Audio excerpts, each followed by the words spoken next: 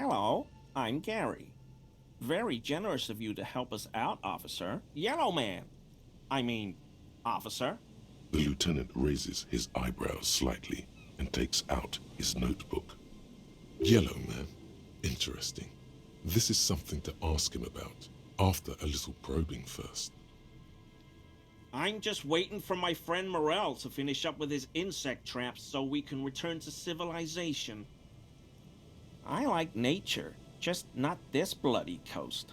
It's mostly drunks and degenerates that come here.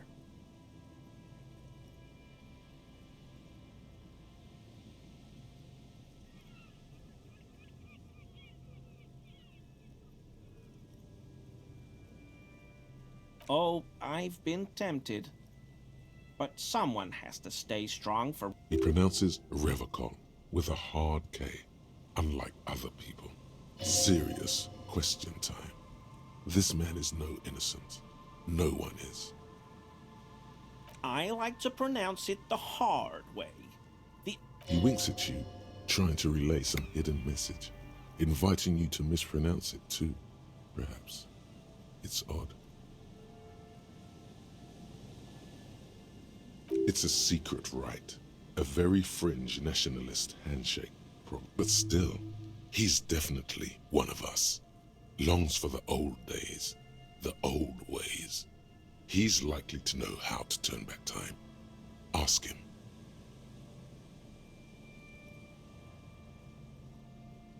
Do I know how to turn back time? The lieutenant crosses his arms and turns to look at you. You'd better be going somewhere case-related with this. He gave you a question for an answer. Must mean the answer's obvious.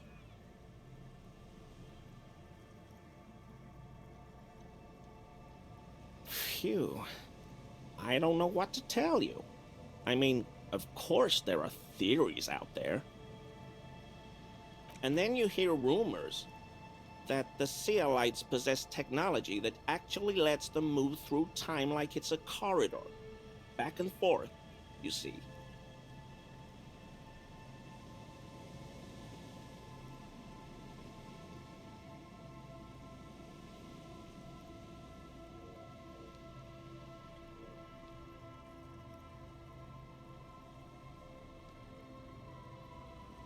Cryptids, actually.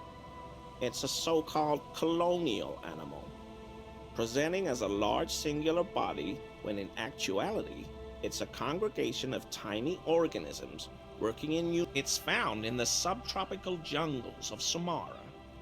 Extremely difficult to spot as it appears to the untrained eye like common mud. It's thought to be impossible to catch and very dangerous. Yes, it blends in with the jungle floor. Unsurprisingly, it's become the subject of many local myths.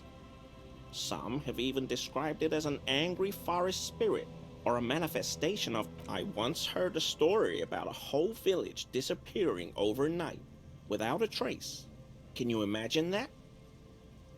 Just a large patch of mud where the settlement was. Whole area is completely abandoned now. Locals won't even go near it.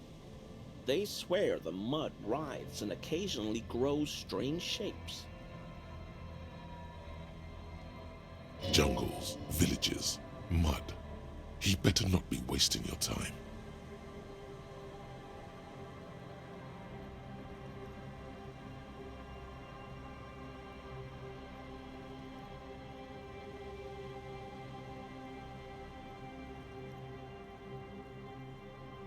I'm getting there, officer.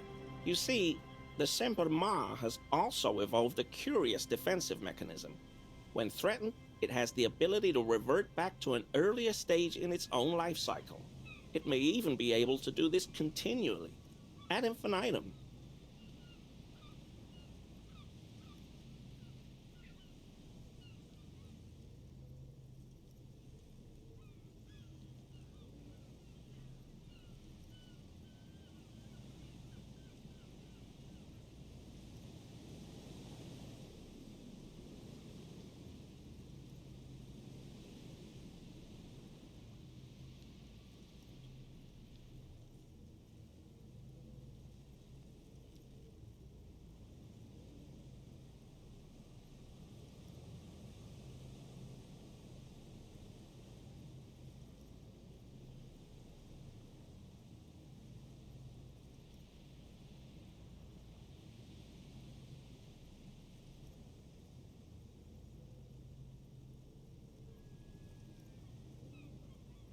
Now, here's where it gets real by about 4.5 seconds. Well, you see, the fascinating thing about it is that this temporal reversion is said to extend to anything touching the Semperma at the moment of reversal. And attack it over and over again, you could theoretically punch your way back to the Franco-Nigerian era.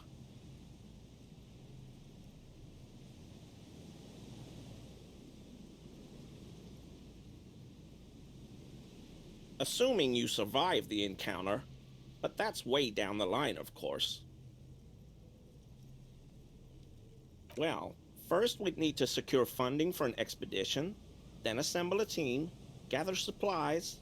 There's probably a million other little things. But with the resources of the RCM behind you, it could be feasible. I haven't really heard of any time travel pills, officer, and personally, it seems easier than accessing deep secret SEAL-like technology and more civilized than digital castigation. But to each his own. Well, how else did they get so far ahead of everyone in the tech race?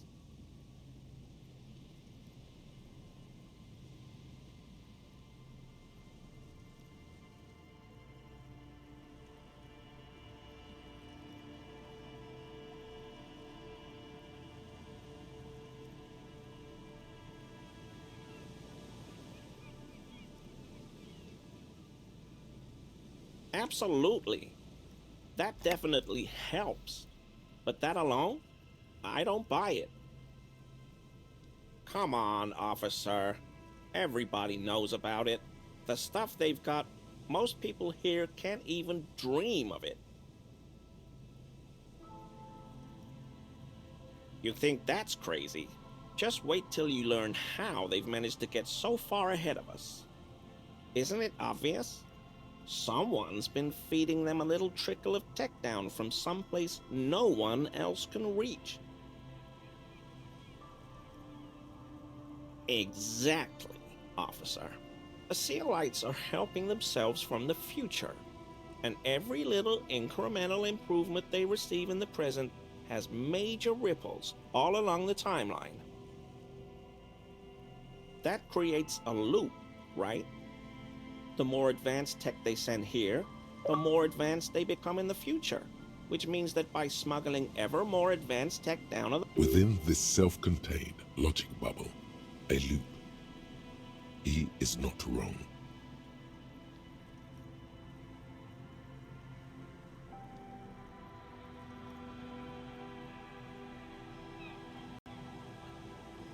I don't know, officer. I think future Revacol might also have a few aces up its own sleeve. God, I hope he meant it sarcastically. If not, I don't really see how he can continue being a police detective. Though I suppose this still doesn't help you manipulate time personally. Perhaps you should consider digital castigation. Well, essentially it's a grief ritual practiced by certain ancient Seminese tribes. Traditionally, after the death of a village leader, the bereaved are supposed to cut off a segment of their own finger. What makes it really disturbing is the fact that they bite off bits of their children's fingers too. Please note, tales of digital mutilation are a common trope of racist pseudo-histories, completely unsubstantiated by the archaeological record.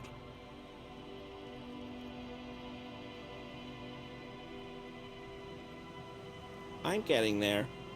See, the practice is derived from Seminese finger counting. Each segment of the finger represents 1 hour, so they count up to 12 with one hand, disregarding the thumb. By removing one segment from their fingers, they remove the corresponding hour from their life. That's what they believe, anyway.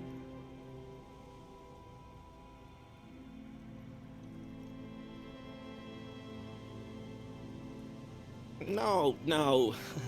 As I explained, they count up to 12 on their fingers, but they divide the day into 15 parts. But that's a whole other discussion. One you absolutely don't have time for. Let's be done with this idiocy.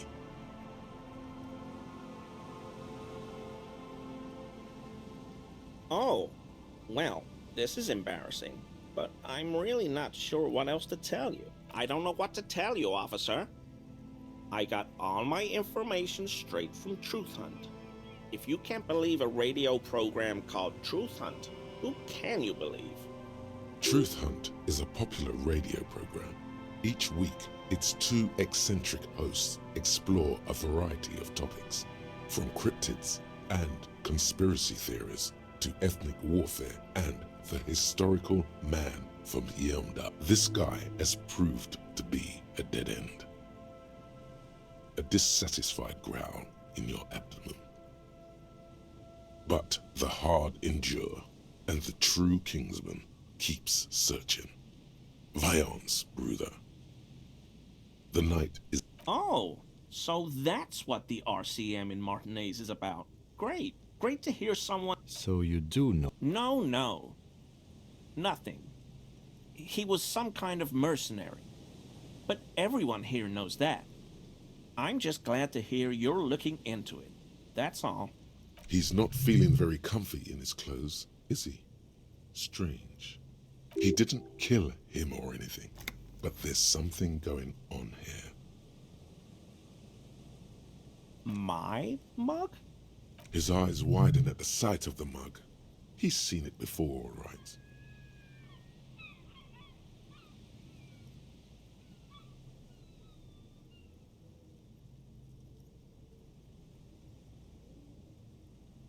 Oh, no, that's not... Why would I be calling to a broken mug?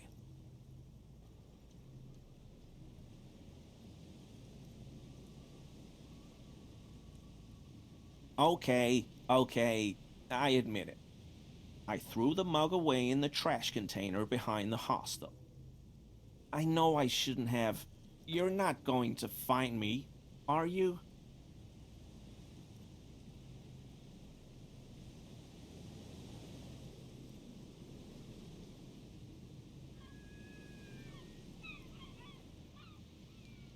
Whew. Thank you. You won't regret this. I won't use another man's property to dump my garbage ever again. I don't know what got into me, really.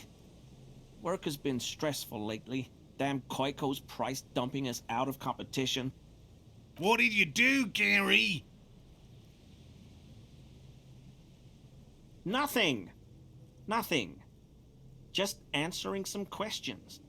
I know a guy who works with the trash collection services, CS Municipal. He gave me a master key for the trash containers of Martinez, so I can use the Whirling's trash compactor to store my own stuff. Garbage disposal is expensive as hell. The damn Hemians run it like a mob. I'm sorry, okay? I thought I could cut costs. I shouldn't have. I shouldn't have disgraced myself. Disgraced? No need for the histrionic, sir. It was, after all, just a trash container. He studies his reaction. Gary doesn't answer. Officer, please. Let me explain. It's not like that. I was only cleaning up. I live right across the yard from where he was hanged, and I saw him stripped naked. All the clothes lying around in the yard, smelling. People are animals, you know? Then I came out to clean up the rags because no one else would. I put them into the Whirling's trash, along with a broken mug, admittedly. Okay. I was coming to throw the mug away, and, well... Right. It was just civic duty.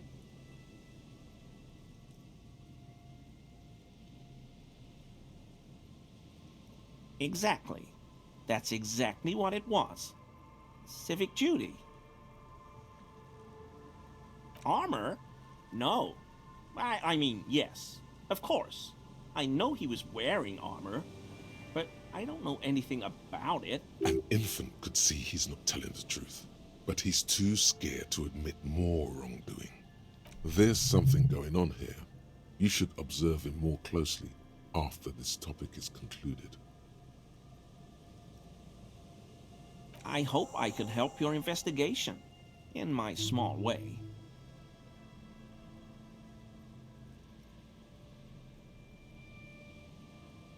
No. I help Morel with research sometimes, and I've learned some things along the way, but I don't usually go in for picnics like this on my own. What does he do then? This feels like a good opportunity to dominate him.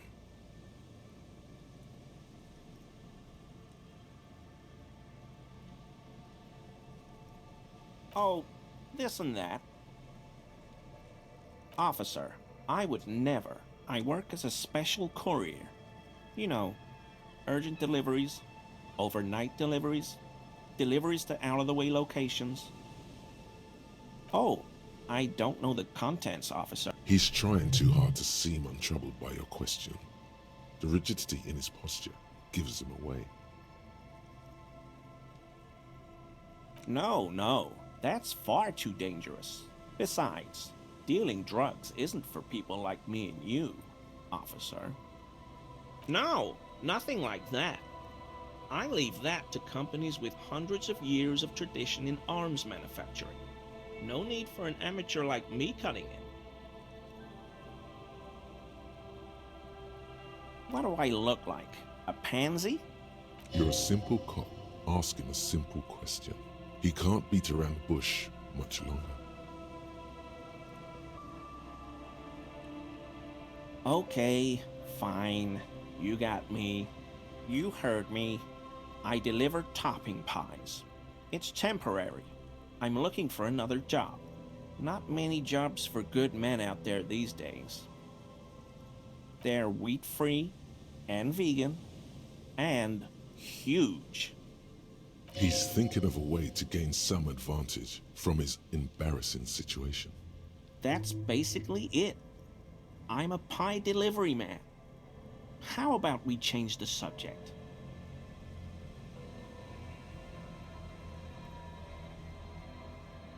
I'm satisfied.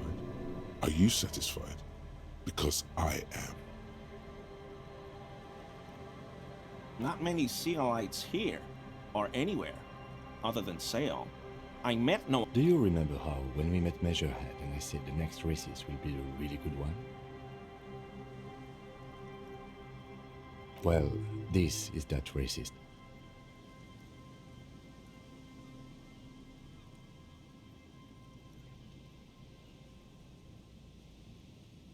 I don't know who that is, but all I meant was there are not many Sealites around here. No problem. Sounds like some conspiracy topic. You might be able to discuss it with him when the lieutenant isn't here. If you can remember it. Return without the lieutenant. For this, your balance organ thinks it's a waste of time.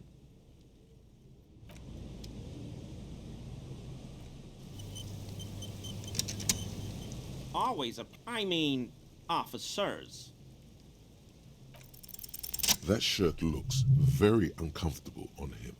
Look at the buttons, barely keeping that thing together, as if something is ready to rip out from underneath.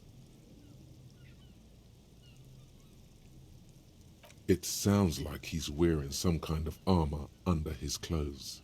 You can't tell it's there just from looking at him. Probably stolen from the corpse in the yard near where he lives. I knew you'd figure it out, officer. I'm sorry I didn't tell you at once. I was ashamed of what I did. And I didn't want you to know.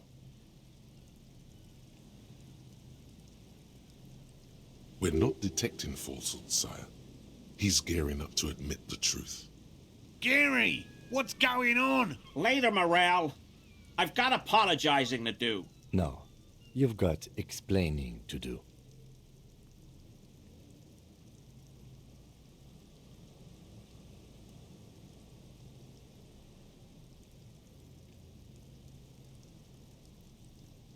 He sighs again, hangs his head, and unbuttons his shirt fully. A cuirass that matches the dead man's boots comes into view. Soon it is in your hands, smelling of his, but so light to hold, like a bag of cotton. Everyone was picking those pieces off him, and I was watching them do it.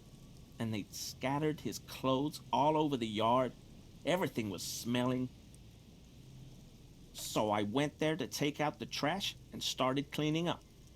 All those rags on the ground, him swinging up there, and I had a lapse of honor, sir. I thought, he's a foreigner. They all say only the cuirass was left. So I stripped it off him. It was early in the morning. No one saw me. I took it with me. It was a mistake. Had I known it'd give you guys trouble, I wouldn't have... Fuck. It's okay. It was a loose end, and you're a tiny tot now. I'm so fucking sorry I called you Yellow Man. CLI officers command... They were thoroughly conservative men, he realizes suddenly. It's difficult to say what the lieutenant thinks of this historic apology. His face does not belie emotions.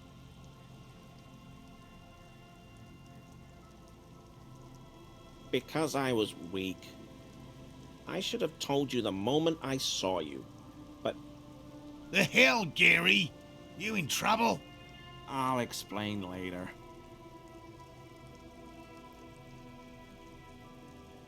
I always thought it was the Union. Some Union hardasses. Lynched him because of the strike.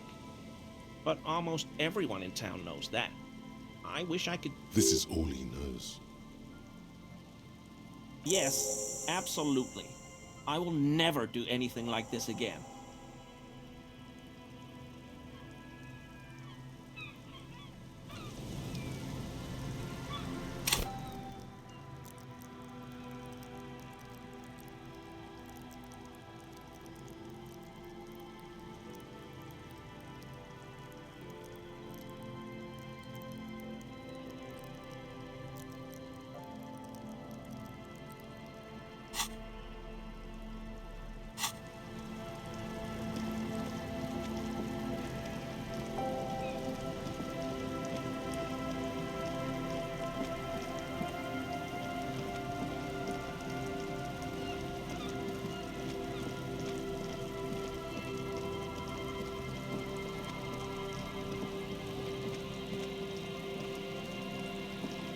There's a trap in the reeds at your feet. Looks like the same one you saw Morel set before. Same mesh, same wiring. Behind you, a ruined residential building looms over the reeds, shielding them from the wind. They rustle confidentially, in tune with the pitter-patter of the rain. Locusts are crawling around in the trap, confused but uneaten. You see no carnivorous reed phasmid gorging on them. Big surprise. Anyway, 1 down, 3 to go. I meant no offense, just...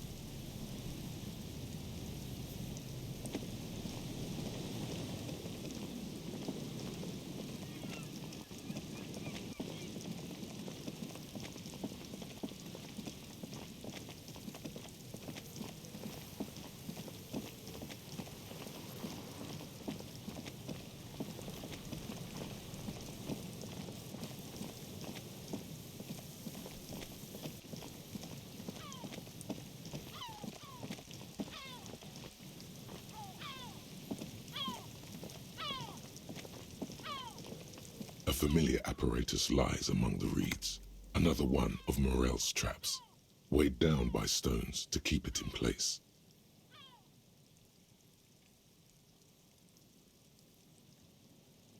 The reeds shake sadly in the coastal breeze, weighed down by rain. They seem to be waiting for something. A familiar apparatus. This trap is also full of panicked locusts. No sign of any cryptozool. Another empty trap.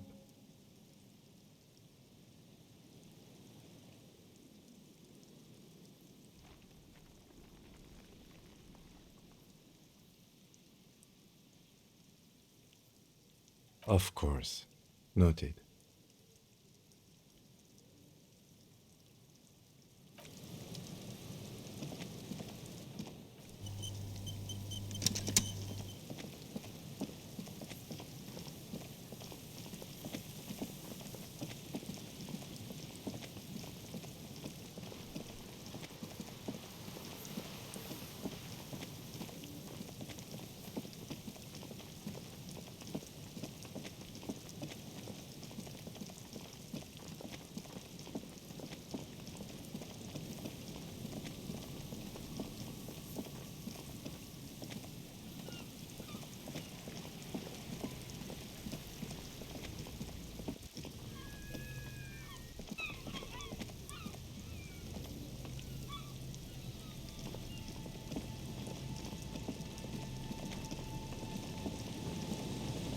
This is the trap Morel just set. Checking it over, he said, the reeds by the abandoned campsite. It's good the cryptozoologists left. This isn't a very cozy place to stay night after night. Nothing but locusts in this trap as well. Definitely no crypto. Empty as all of them. One more of these and we're done.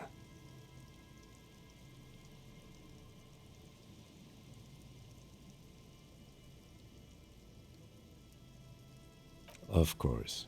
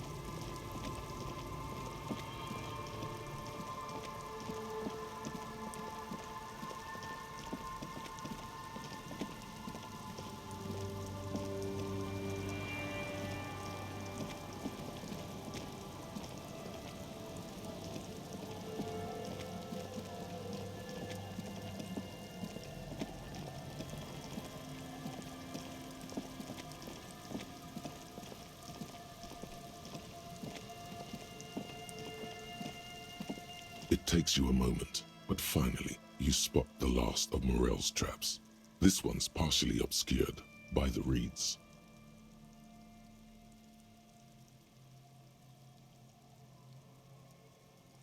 The reeds bend forlornly toward the sand. Some tufts have been crushed. The trap feels light and silent as you pick it up. No locust. No phasmid either, but still. Well, the bait worked on something. This doesn't mean it was a reed monster, though. Unless you see one in there. I just see an empty trap. The netting is a little untidy, messier than the others.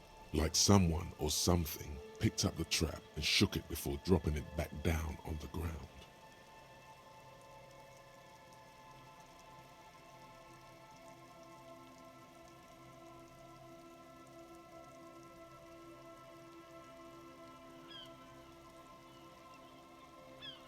Right. Anyway, that's for the cryptozoologists to figure out now. We're not cryptozoologists. We're...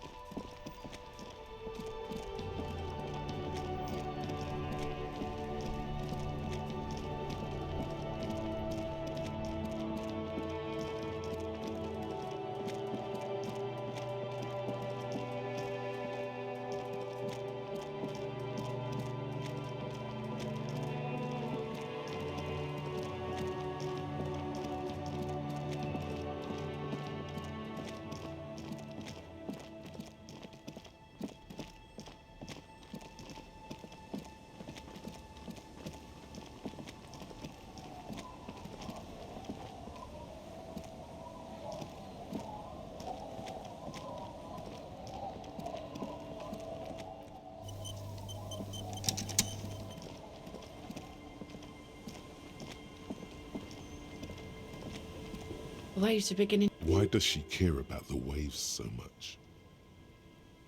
What is it with waves and fishermen? We need to be out there with them, fishing, making a living. So I asked them to accommodate me. But until that happens, I can try to assist you the best I can. So, what will it be, officer?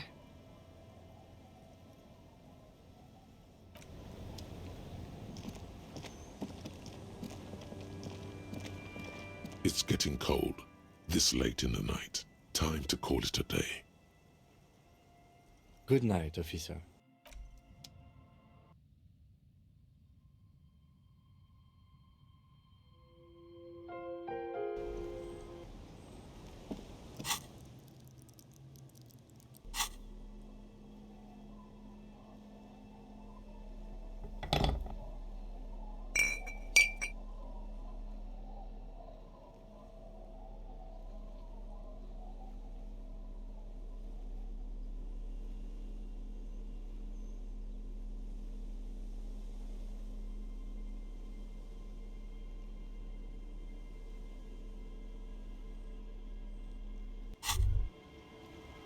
Well, hello.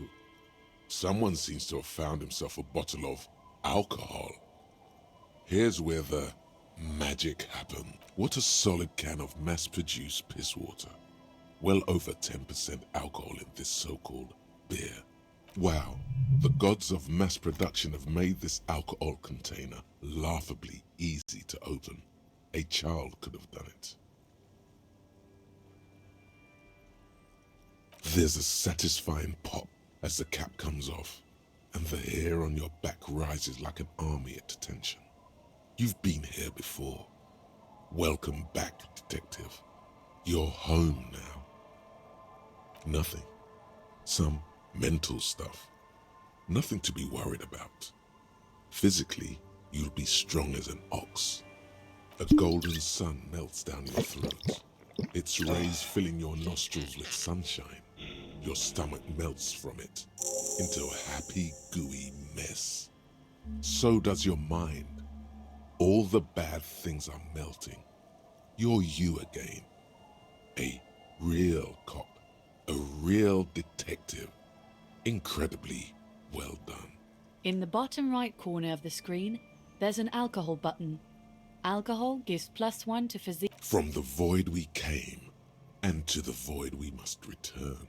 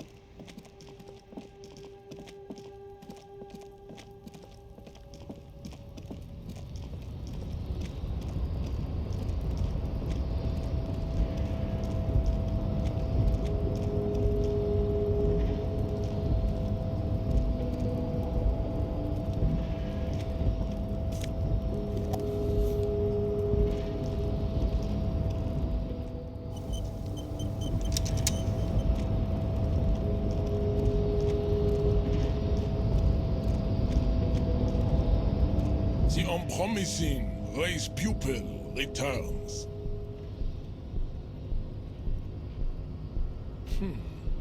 You want to return to the past? You don't have it in you. Be grateful for that. Anything is possible, just not for you. It's simple. I am just not interested in your impotent obsession with the past. He just needs some convincing before you can talk to him mano a mano. There is nothing funky about them. There are 3 categories of race. Type A, I cannot possibly imagine.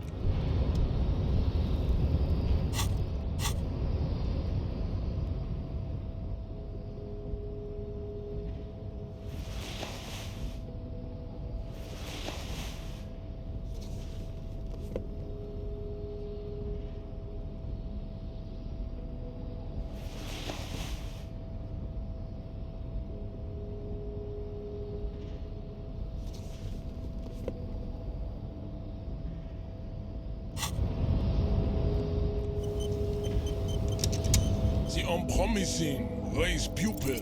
Simple.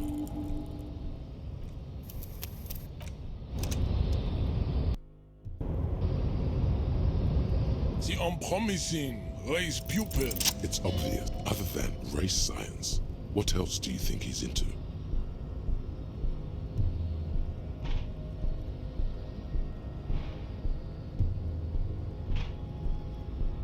Tattoos? Perhaps socialism, seeing that he's working for the Union. Doubtful.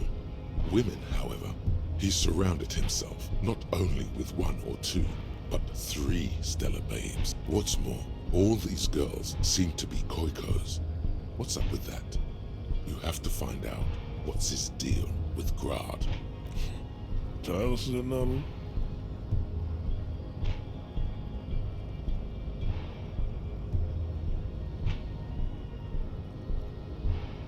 What is he talking about? You mean the babes?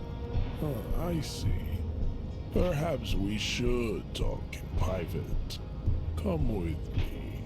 What about the lieutenant? He's not here, but you might want him to join. What about the case? You don't have time for this, at least not right now. Maybe later. To the deepest caverns beneath La Royaume, where eyeless creatures, ignorant of light and warmth, lurk and slither. Wait, is this a joke? Don't panic, ham sandwich. That was a joke. We're going to my mother's office. Don't worry, it's not a trap. Everyone can see you go in there together. You'll be fine. Even if he tries anything, you can just slip out of his reach like an eel.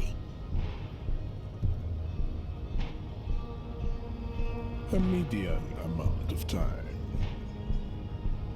I am not going anywhere, and neither is my mother's office.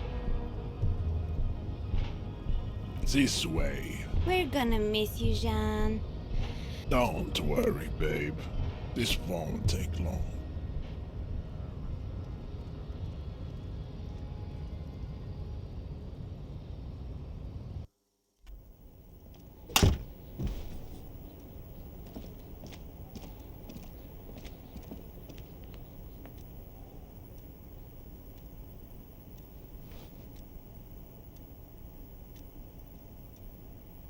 So, women, huh?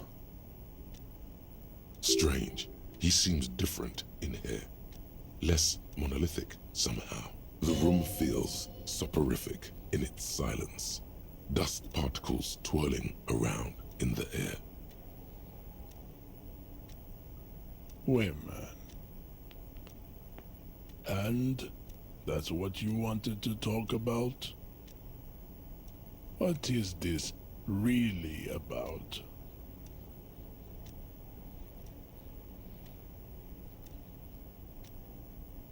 That is a lie you administer yourself, like heart medicine. Go without it one day, and your heart will. Men only want to reverse time for one reason. They say it's about honor, justice, revenge, regret, redemption, and a plethora of false reasons. But further back, deeper in, it is always love that drives them. No. Gary seems way too scientific to get involved in some messy love conundrum. I'm going to do you a kindness, Poopa. I'm going to share a secret with you. Here is the secret. There is no love in the past, only the present. The past is made of static images, distorted memories, demented nostalgia. This, the present, with all its possibilities, innumerable hits and misses, is far superior. It is a... Maybe, if you inquire more about the present, you'll figure out the secret of returning to the past. Look around you. Look at the advancements in the sexual sciences. All the novel techniques, accessories, preservatives, massage oils, lubrication salves, abortion clinic, and the women. Women who shave and are capable of understanding concepts like polyamory and coitus casualis. The Khoikhoi and their promiscuity are at the forefront of all that. Novel techniques? Your techniques were probably last novel during the Franco-Nigerian times. You need those techniques, Bratan, to survive. Who cares about sexual partners and their promiscuity when you've got the fate and honor of Revachol on your shoulders? But promiscuity leads to drama.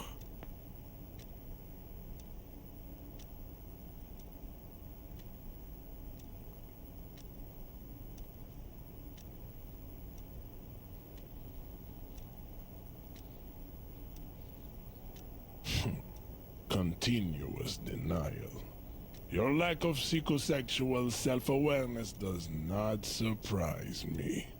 Something tragic must have happened to you in the past for you to deny it so viciously. You have to shed this infantile shell if you ever wish to find a worthy... Everything's revolving around women and sex with this guy. What's that about? You are trying to insinuate something. This impotent psychological manipulation does not work on me. Speak up. Now is the time to ask about the smell. Didn't he say that it is impossible to maintain an erection with the distinct smell of the Khoika? Your mind is unable to capture the nuances of this particular situation. It exceeds the limits of your emotional intelligence and your genetic imagination. Do not even try.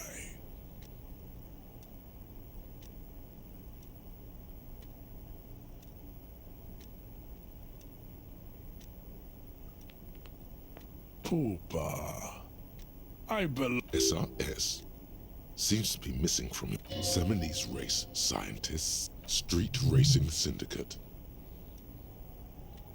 The Seaman Retention Society. It does not surprise me that you know nothing about it.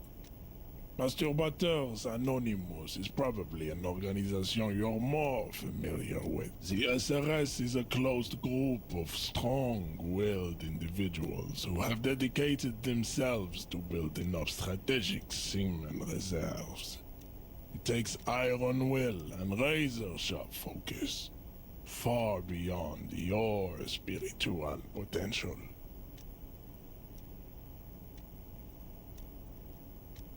It's nothing to be proud of, Poopa. Hysterical masturbation is but one of the many illnesses of Occidentality. We are life. Life is sexuality. The future, in a biological sense, the man whose essence, whose genetic blueprint is passed on to the most hosts, down to the most generations, fulfills his biological purpose to the greatest extent. This is the love, Victor. What about the Seaman Retention Society? He's right. Everything's a contest, and only the shiftiest competitors win.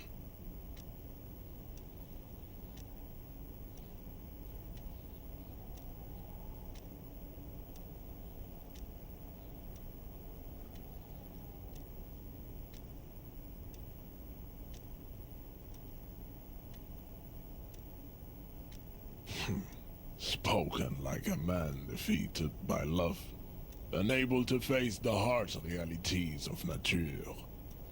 We are sky, butterflies, rhododendrons, rhinos, nature against nature. Love takes courage. This defeatist talk of cooperation is why you have no future.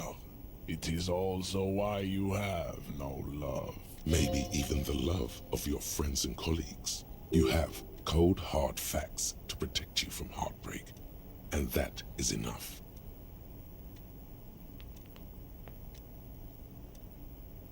This is no time for vague generalities. There is something else on your mind. Ask the question you intended to ask, or face your cowardly. Time to get personal. He's finally ready to open up to you.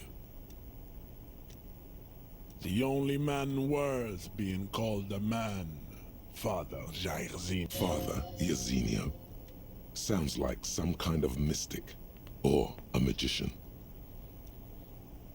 No. A welder. Father Jairzinho made me hard, where my mother made me soft. Together, they made me complete. Father Jairzinho was very wise. He realized that if the tender touch of my mother wasn't opposed, I would turn complete pussy. So he did what a man must. He became a counterweight of iron. Through scarcity, ascesis, discipline, and respectful distance every father should have for his son. Yes, I inherited my genetic makeup from Father Jairzinho. I am an evolution of him. He is immortalized in my essence, even after his physical body A lot of seaman talk going around, but no one blowing any loads. This party's winding down, Bratan.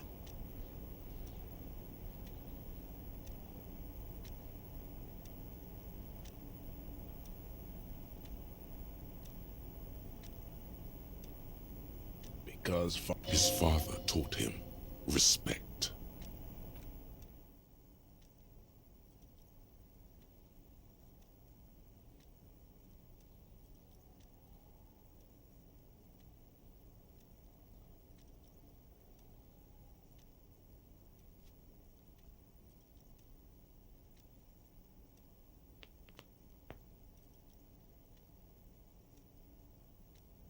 I am merely offering a small glimpse of functional family dynamics, something you were clearly deprived of.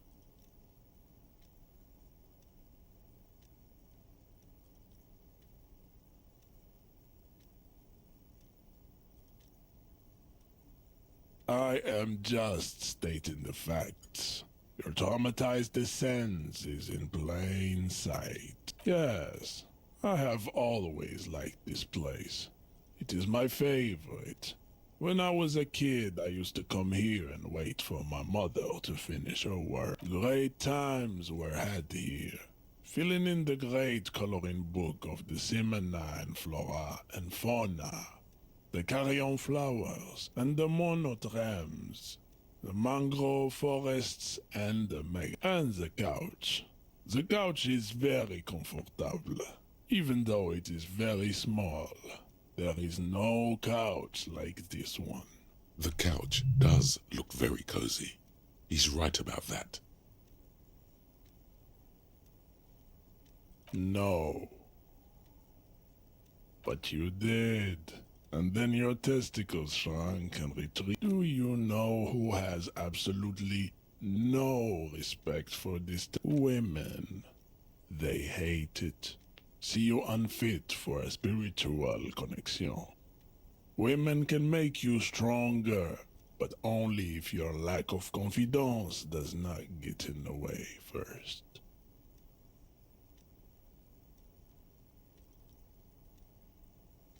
Clearly, it is impossible for you to shed your neurotic obsession. This wailing for the past is a task unfit for men. It is better left for widows mourning their husbands, and for mentally ill communists mourning their commune. If you want advice on babes, or the mysteries of life, or even on Revachol, look forward. To escape your defeated state, you need to move forward. On to... But isn't he a traditionalist? Why does he keep talking about future?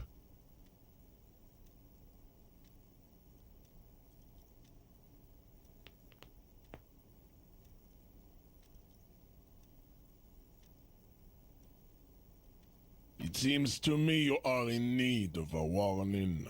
Here it is.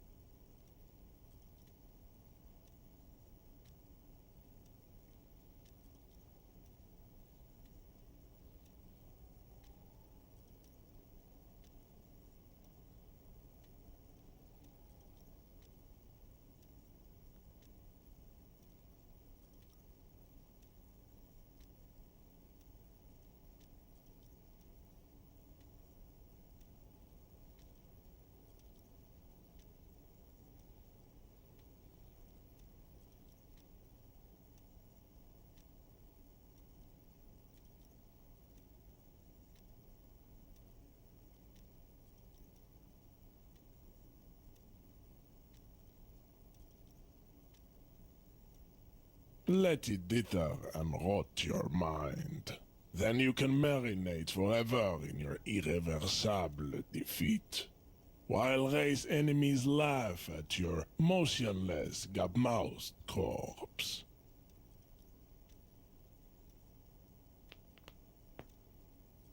No, this does not sound inviting.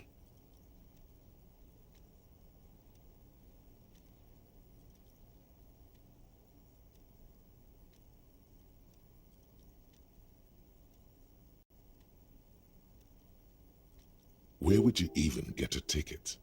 You can't just pack your bags and leave. Finally, a chance to connect with the divine.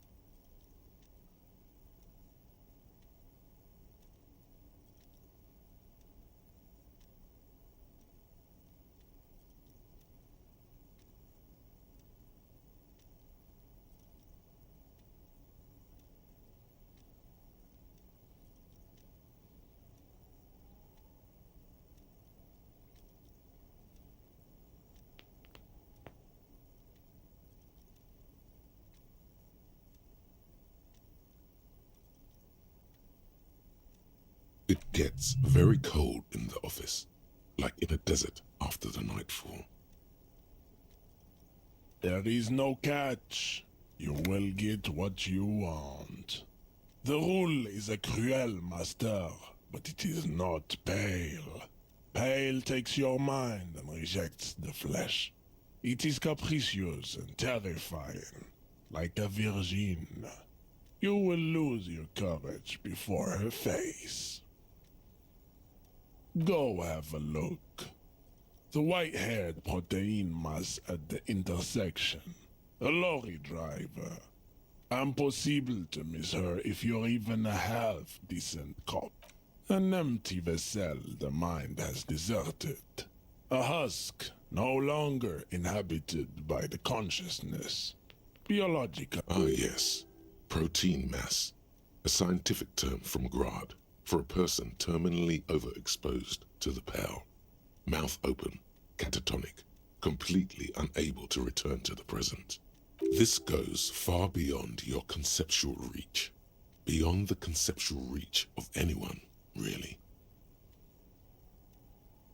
And yet you're still obsessed with turning back time? After a piece of advice? Stop fighting time and face the real antagonist. We are done here. And remember, what happens in my mother's office stays in my mother's office. Quiet contemplation ends. Biological rivalry resumes.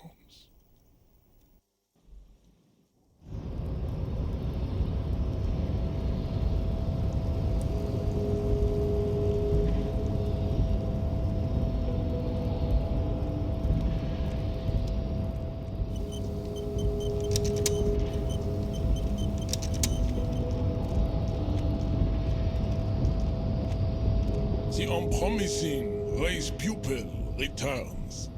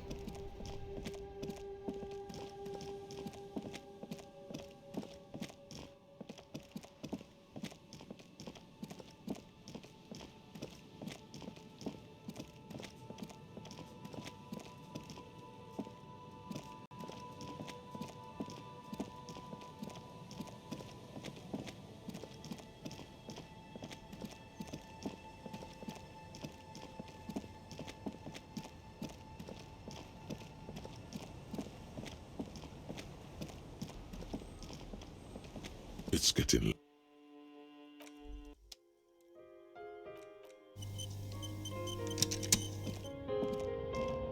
An old mirror hangs on the wall. You see your reflection in it. This idiocy has gone on far too long.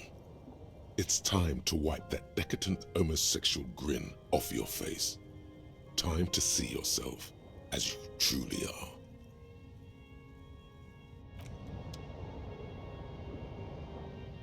The bed is comforting, if a bit run down.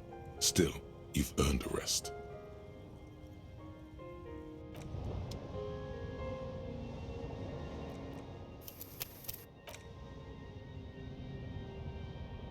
The bed is comforting, if a bit run down.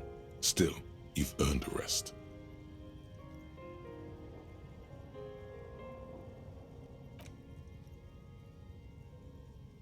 The bed underneath you is soft, if lumpy. Like a deftly cast fishing net, sleep pulls you out of the world and into its dark shore. The rough mesh chafes, tightening around you, it digs into your brain.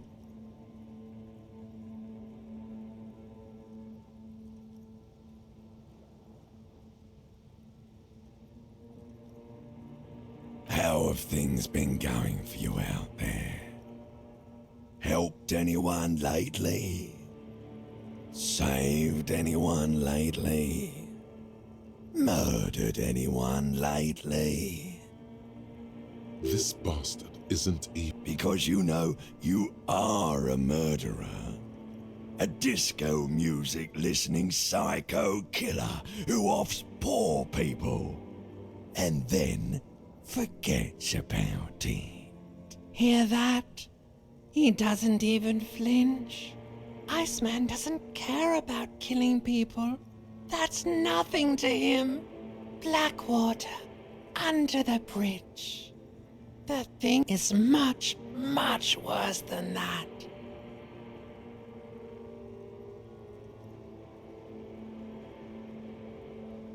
We're trying to help you. All these processes, these tortures, voices and tremors are all just distractions, flares and countermeasures to keep you from the last dream, the worst of them all. The last dream will be total annihilation. Cinders peeling off the fuselage. We won't be there to help you anymore, Harry. Of hell. An ancient sadness, brother. 10,000. Everything is so okay.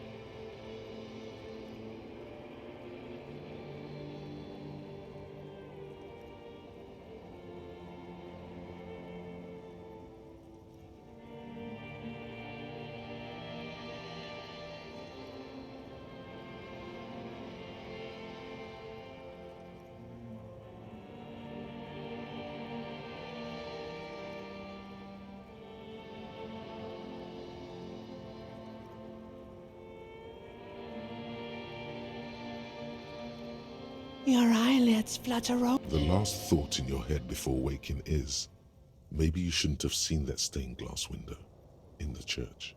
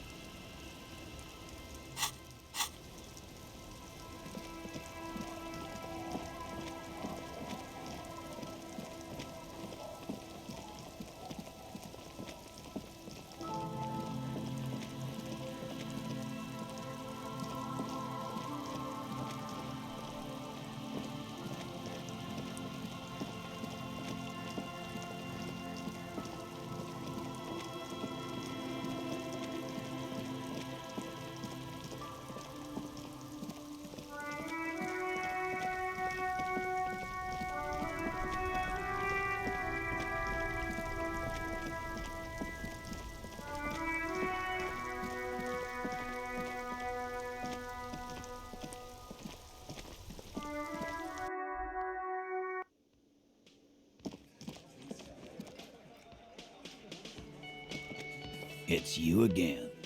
What is it?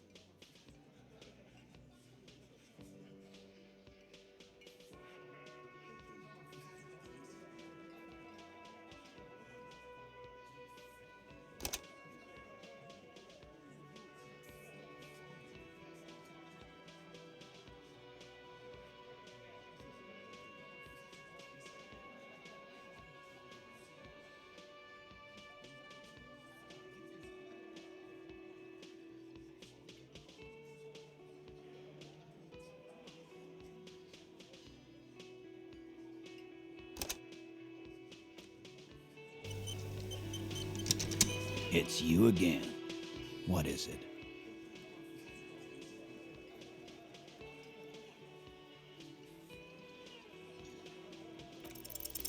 A sudden flash of lightning in your neocortex. The hostel cafeteria is lit by its air. So that's what you were squinting at. You were trying to come up with a theory, weren't you? That she did it.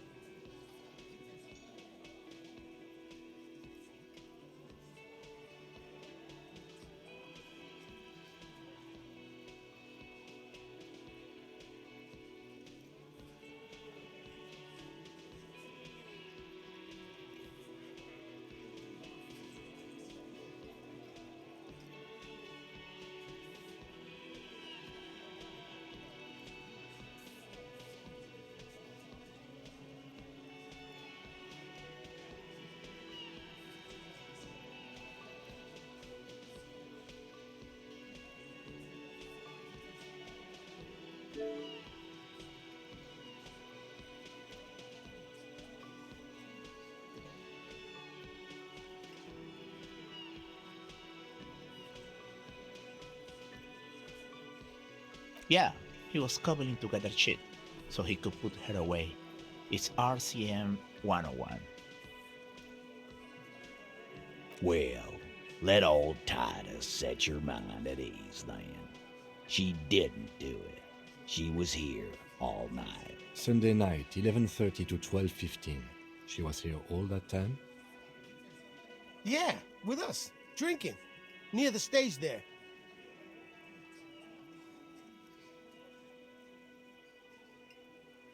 No. That's a lie.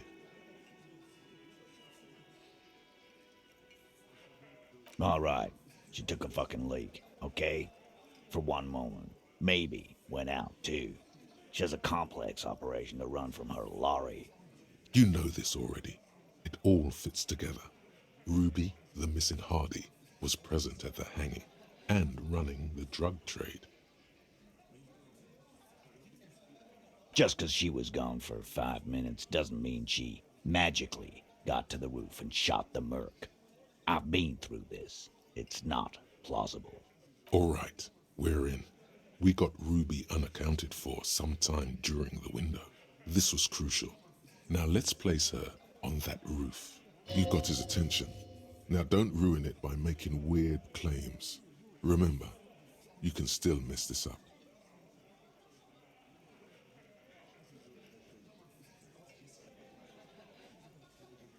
Why not?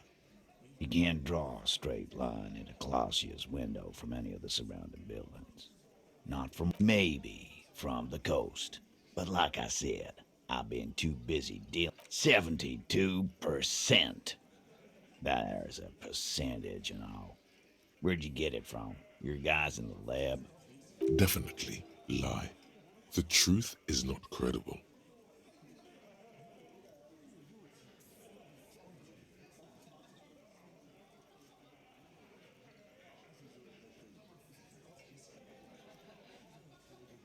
Wouldn't hurt to have one of those in Martinez.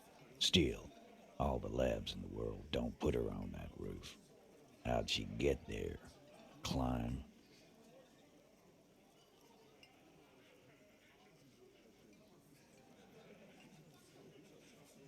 How?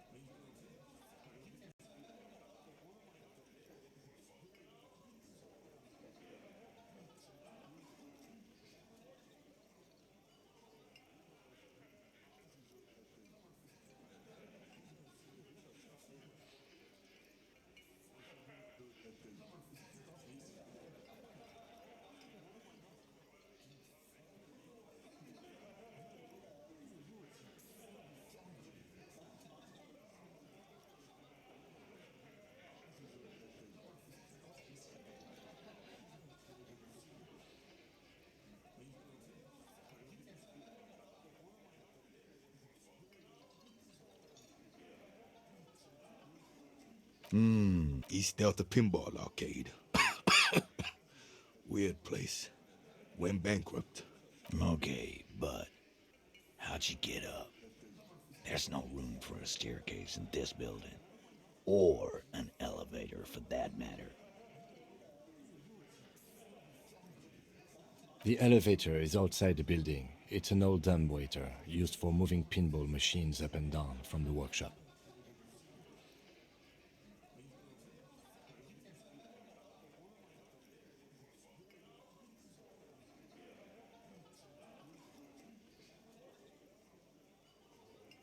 Ruby could have gone up, shot him, come down. All under 7 minutes. That's quite the theory. We need to have a look at that secret passage, boys. I'm on it, boss. Right when the law clears, me and Angus are going up there. It's a dumbwaiter, not an industrial lift. How about I go instead of... Just now. You got something else to back this route up? Or is that it?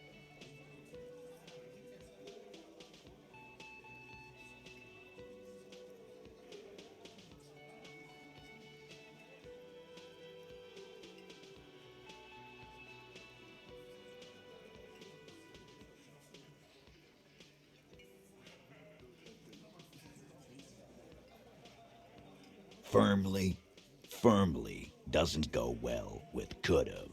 There's a route to the roof. Me and the boys need to check it out. That's what we've established. But a route does not put that bullet in his head. A gun does that, and Ruby doesn't carry one.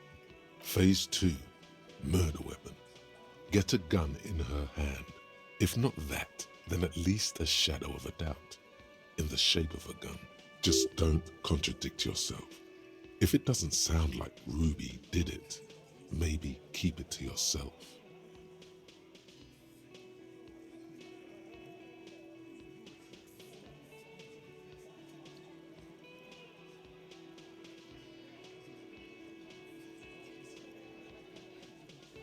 That looks antique. A Belle McGrave. It's inoperable. Where'd you get it? 20, maybe 30 rifles, Titus. Also broken, but still, there were too many. And there must be other caches too. God damn it. We need to close that dump down for good. Okay, I see your point. There are guns lying around. Damn it. I thought we'd found all the old spots. Why was that still there? We just missed one. Ruby doesn't know this place, boss. Just these cops digging up shit.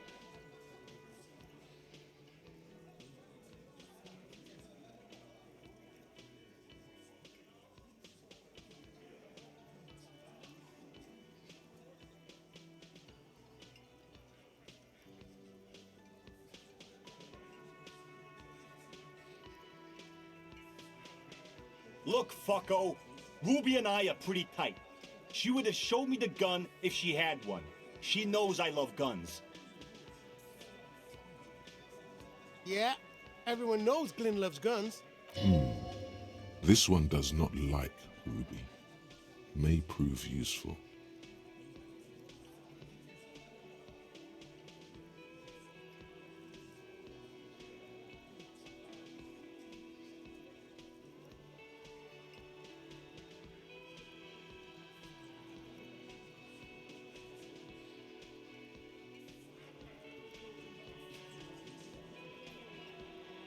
She organizes things. She doesn't whack people.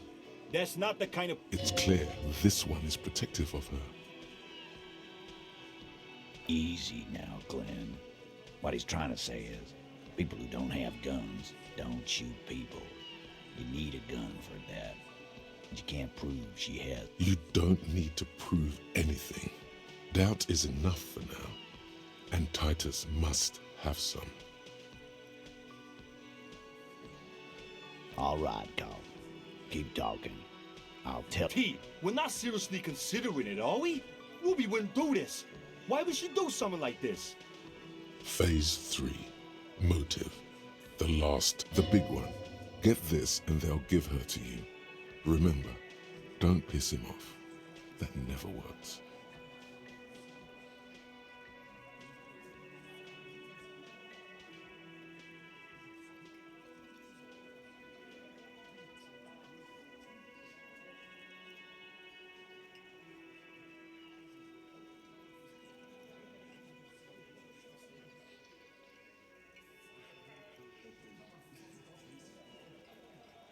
And I suppose you have a theory on that. Think about it. Why go through all that effort? It was her idea, wasn't it? She had, like, a fully formed plan and shit. Right when she came back downstairs. Really, Shanks? Claudia wanted to talk to another girl, that's all. She was just the first one up there. I could have come up with that plan if I'd have been first. Time for a logics demonstration.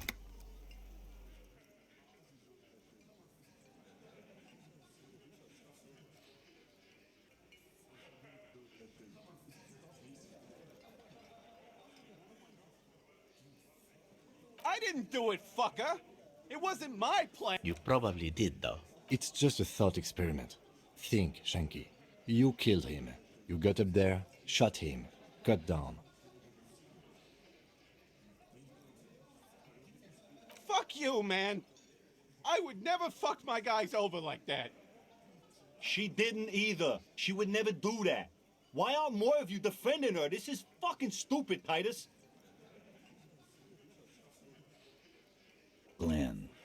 I thought the same thing when she skipped town and left. Oh, so he didn't rule her out completely. And she skipped town. This is good. Yeah, like what?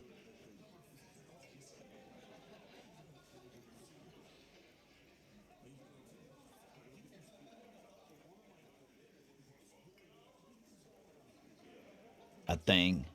You mean? Behind his squinting eyes, dominoes are falling. Fuck. Yeah, but they're both girls. Girls like girls too, Angus, sometimes. This is one of those times. She liked classier.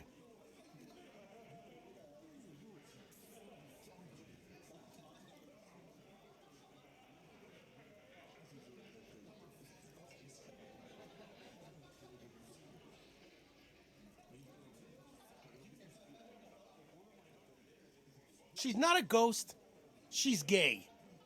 You'd have to be an idiot not to... Guys, I'm not the only one who knew. Knew what? First he says she's murdered him. Now she's a who? It's a lie. Come on, Glenn. She likes Monica's titties more than you do. Everyone knows which way the wind blows there. I did. I knew it. That's why she didn't fuck me at Fatty's birthday party. She didn't fuck you, 'cause you're 40, and you still live with your mom, Dennis. So this is why Shanky doesn't like her. Useful for you. It makes him advocate against Ruby. Ruby then threatened her and told her to end her relationship with the deceased. This is some sordid shit.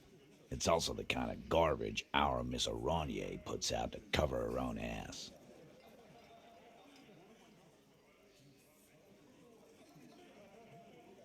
That Ruby is queer as cabaret, now that I start thinking about it. I don't know why I didn't see it earlier.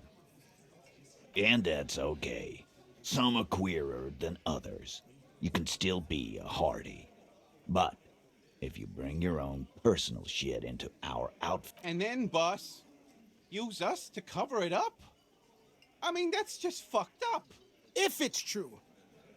But it's not, right?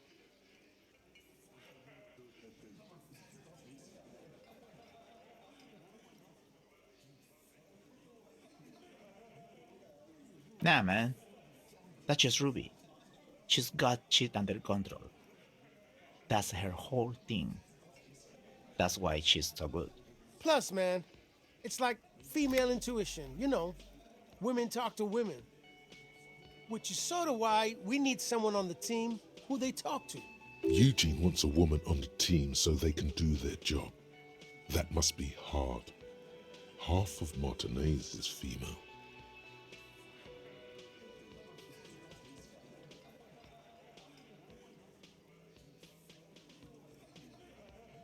Not so useful. Fucking hell.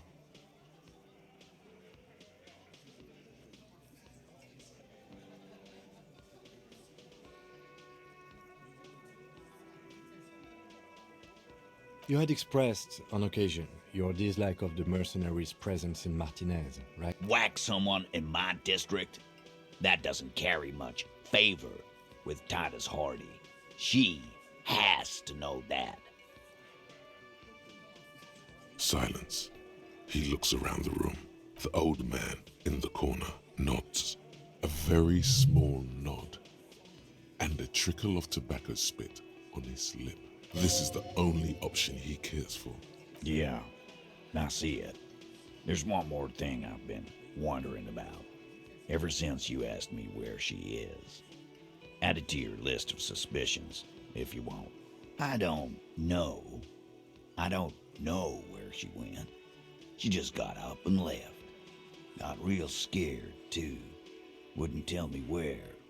However hard I asked. Want to know why? She was afraid I would tell you. Maybe she was right. By now, I probably would. She knew there's evidence on her, and she knew we'd find it. This is typical suspect behavior, why fleeing is always incriminatory. Perhaps. Ask her if you find her. It won't be easy, though. She made sure of that.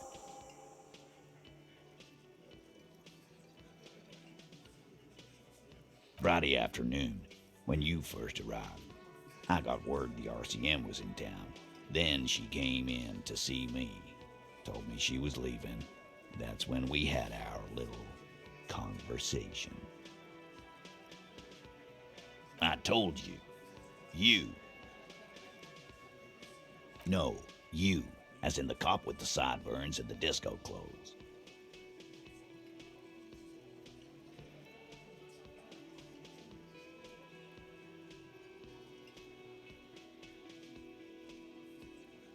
Sure, the human experiment. That's real funny. You know, when I first saw you limp in here, I thought she was paranoid or sniffing her own supply. But now I'm not so sure.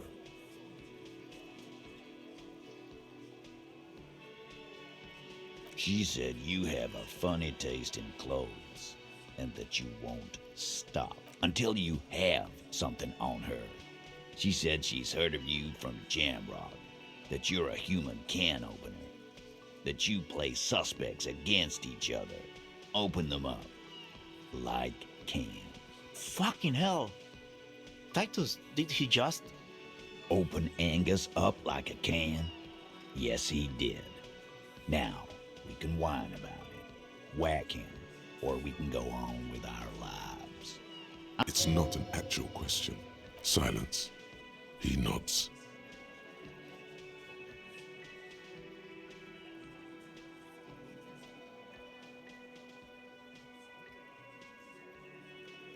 You are insistent. Yeah, there was something else. She wouldn't tell me, though. I could see she wanted to. It was burning on her lips. This called Titus, this called Pete. But she was too scared. She's not far. We know that much. She didn't take her lorry, so she's on foot. Good fucking luck, man. She knows this place like the back of her hand. You'll never find her. Yeah, Al, and we won't either. She's not really a hardy candidate anymore, is she? She's not, Glenn.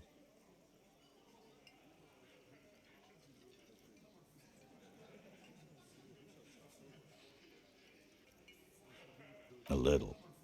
Where have you looked for her? More precisely, on the coast, past the waterlock. She's not here, so I'm thinking she's there. Sure, there's some shithouses there, a cinder block town. Fisherfolk there refuse to unionize, so that's one place we haven't looked. I hear they have a shack where junkies sometimes crash. Time for you to... We will start there. One more question. What... Boyish. Hair's red. Dyed. She looks like a Lowry man.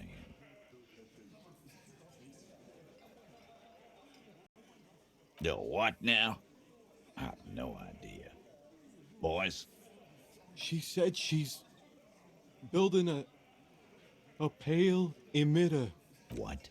We were talking about radio equipment. She said she's doing Ulan frequencies and a pale something. I don't know more. This guy barely understands what he's talking about. There you have it. Pale something. It'll have to. His grip is firm and reassuring, like holding a piece of unpolished granite. Not just granite, tightly packed RCM Sergeant material. When are you gonna get it through your dumb head? I already am. I just wasn't sure you were. And he still isn't. People aren't afraid of good cops in the way Ruby was afraid of you, he thinks, then turns back to his men.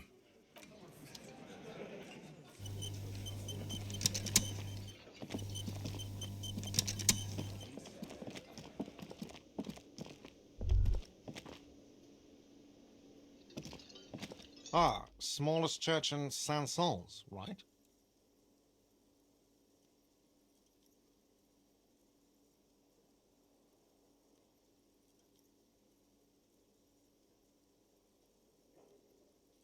It was all right.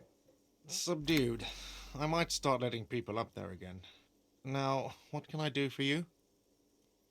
Got the 20 real? Then why are you wasting my time and yours?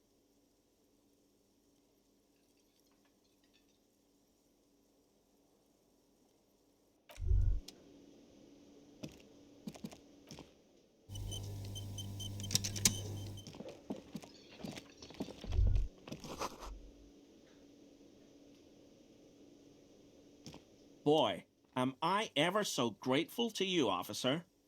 But I'm not the only one who wants to thank you.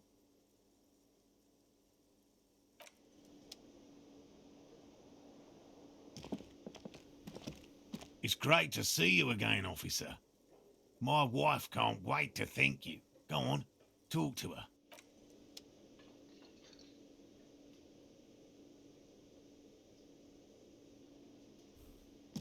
Oh, sweetie, I don't even know how to thank you for finding my husband and helping him out. I hope we haven't been too much trouble for you.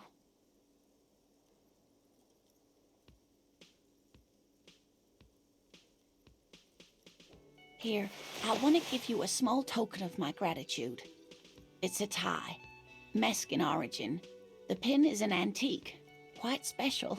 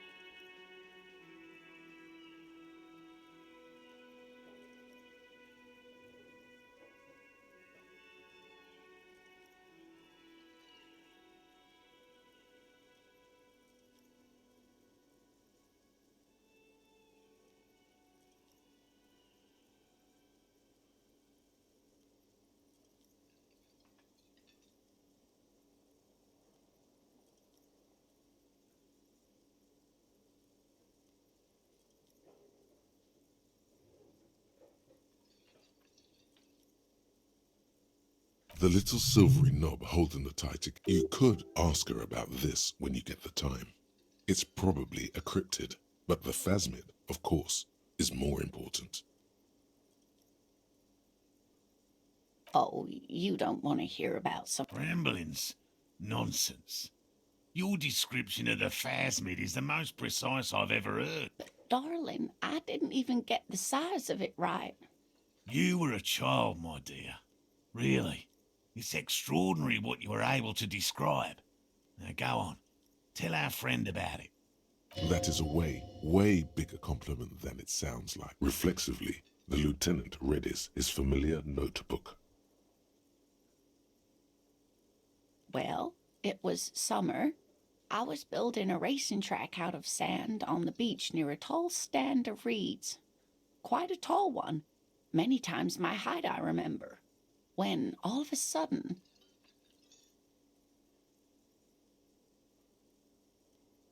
I'm getting ahead of myself.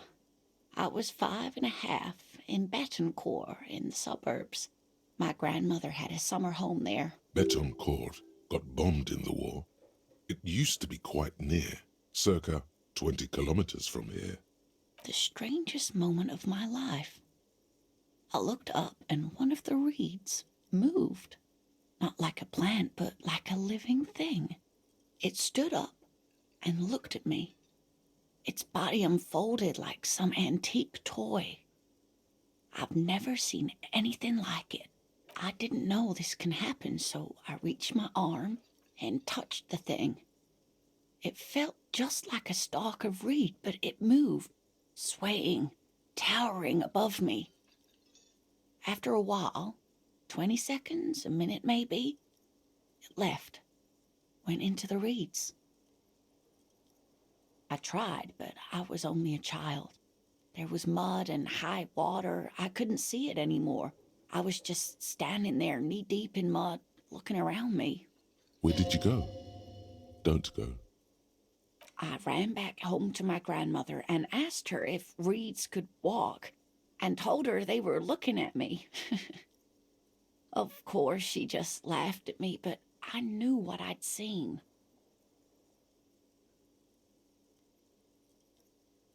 For years, it was a story I told at parties when I wanted to impress boys.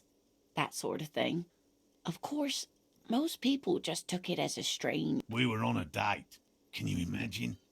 She tells me a story, and it's the most detailed report of the Insulindian phasmid I've ever heard. The sounds. She told me it hissed. So that's how they met. This is beyond significant for them. It did, yes. Like reeds in a gust of wind. The way it moved, the colour. How some of its limbs were white, like marble. If it weren't for Lena, I might have given up hope years ago. It's no exaggeration to say that she restored my faith in my profession.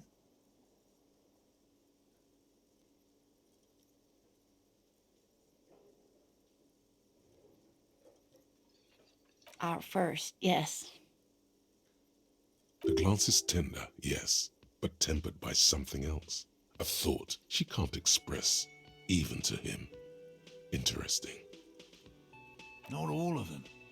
There is some white coloration reported, along with beige, where the camouflage ends.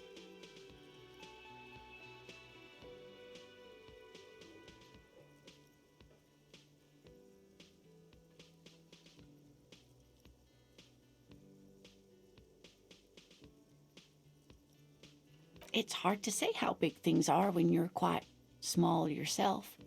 To me, it seemed to be tall. How could she? Who imagines this? She didn't know about the phasmid. This is the main thing here, what makes it a confirmed sighting. She had no previous knowledge of the insect.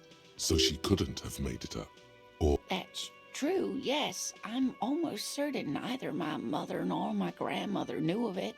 It was only when I started telling my story as a teenager that boys would tell me, Lena,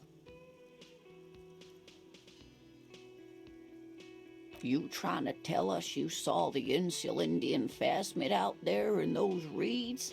Get out of here. They just give me a cider and ruffle my hair and tell me to stop dreaming. But I saw it.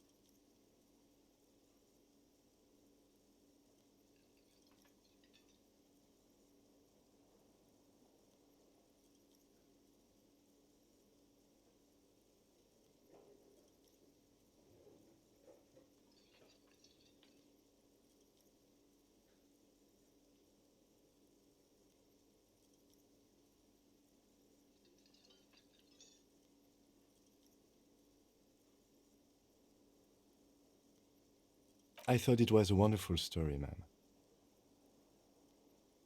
But I don't believe it. A child let... You're welcome, sweetie. I do appreciate the chance to relive it whenever I get one. It was just such an impossibly sunshiny day. So warm.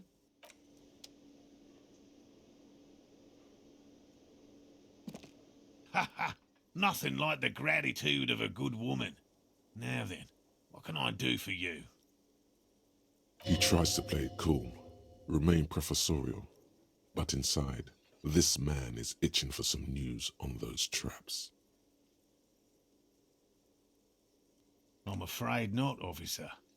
I've been busy digging around in the reeds for days, looking for signs of insect activity. I'm less interested in mammalian concerns, to be perfectly honest. The lieutenant takes a short note in his notebook, then gestures for you to proceed. Good. Okay. And completely empty? No locusts? No. That's not ideal, but... It just means the Insulindian phasmid is even more clever than we thought. She's engaging in a well-known self-deception called motivated reasoning. You should correct them. Of course, more clever. You're dealing with a subject near and dear to their hearts. It might behoove you to tread lightly. Yes, the Phantasmadeia picked off the locusts and escaped. This is good news, though we'll have to reconsider the design of the traps. Another trip to the reeds.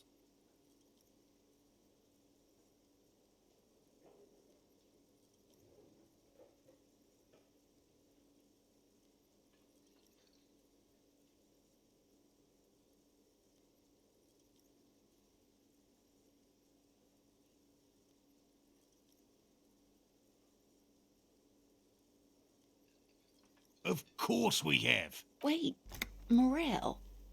He may have a point. We have an obligation. You're right, dear. It's a fair point. Pardon me. This is a big deal for us. You've helped us twice now, and brought some great news too. Heartfelt gratitude. But does it feel like closure? What really happened?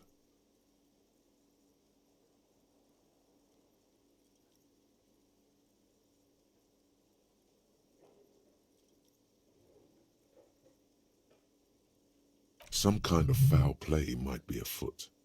Theft? Thank you, it's an honor. We should probably return to our main investigation here. This has been refreshing, but... Helping cryptozoologists isn't really a priority for our organization, is it?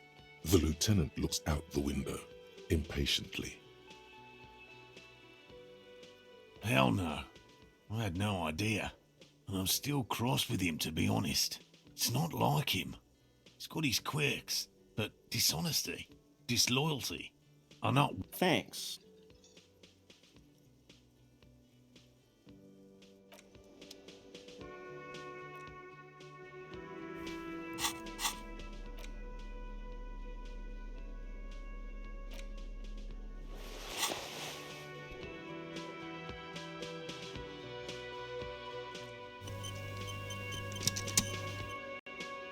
Hello.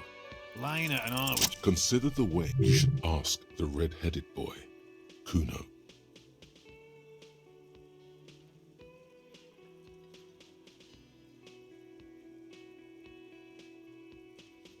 A little hooligan.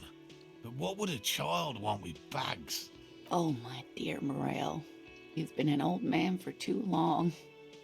Kids love to torment insects almost as much as they love to torment old folks. Delinquents, my favorite. Oh, you've been such a dear to us. Please, let us know whatever you turn up. I have a... Well, I see you've got all the help you need. I'll see you tonight at my place. Let's play suzerainty, but no more field trips for me. After this is your last chance to talk to Gary. Really, Gary? We're getting somewhere here. I'd love to play suzerainty, but... Lena, I'm sorry, but you're not getting anywhere. It was some kids. I know the little mutants around here. Leave anything out in the open and they'll steal it, even if it's bugs. Morel, it's been fun, really, but I need a bath and I have deliveries to handle. When this tea is done, I gotta run. No need to apologise, Geary. You'd be more than helpful. We'll have to take a rain check on that game of suzerainty today, though. We're gonna follow this through. He keeps the language unemotional, but it's in there. Disappointment. The first man to break formation is always a blow to leadership. This is bigger than he lets on.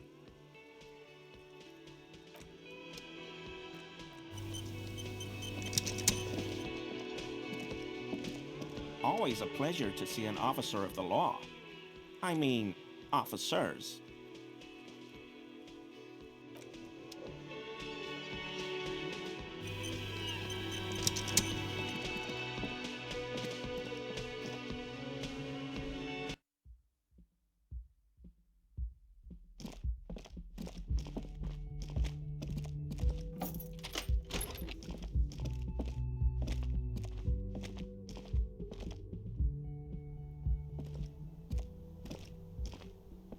Two neon-lit shapes, a man and a woman having sex.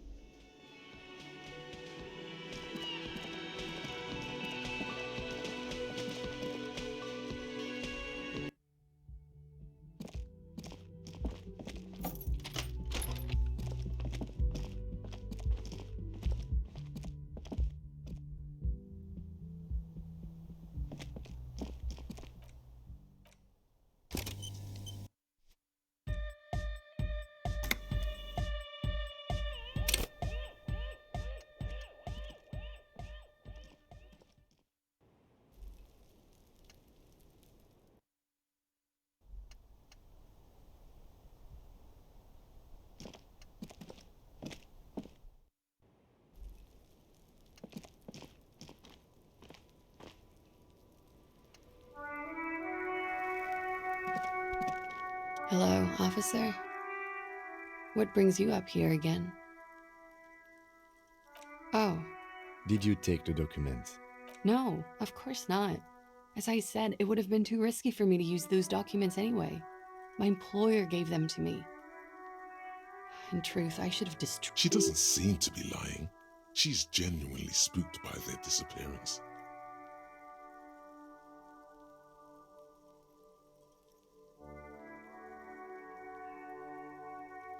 Yes, I am. Regardless of who took... It was probably just an accident. I was worried I'd been too careless with the latch. The documents were probably just washed away.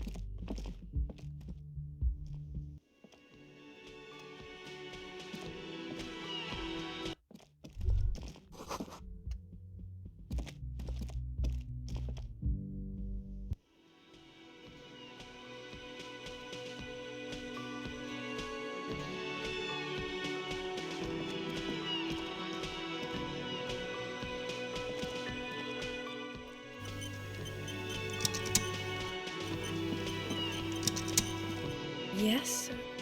What is it? That... That was. Yeah, that was absolute shit, if you want my opinion. Drunken shit. Haven't wanted anything to end this badly since I had cluster headaches. Horrible. Truly horrible. I beg of you, don't ever subject anyone to this torture again. I mean, seriously, you need to... Jean, it's not right. Don't make it worse, and I really liked it. She actually did.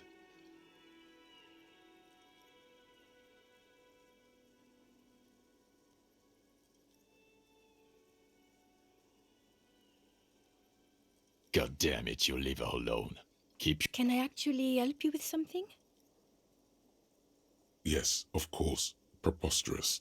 I mean, you would remember if they were, right? Who forgets their squad mates? That's not possible. Of course I'm with him. Why do you ask? You're an asshole. You know what? Maybe we're both assholes. Please, let's not turn this into another exchange, okay?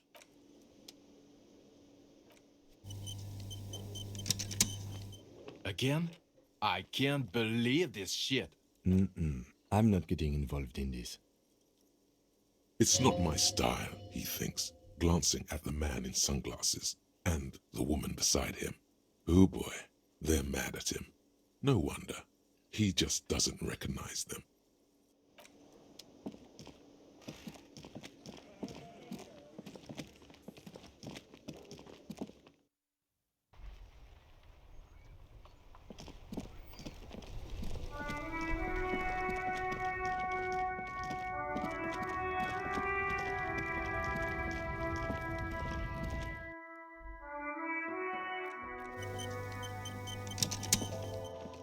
You see several packaged raincoats fill a low shelf beneath a display of croissants and juice bottles.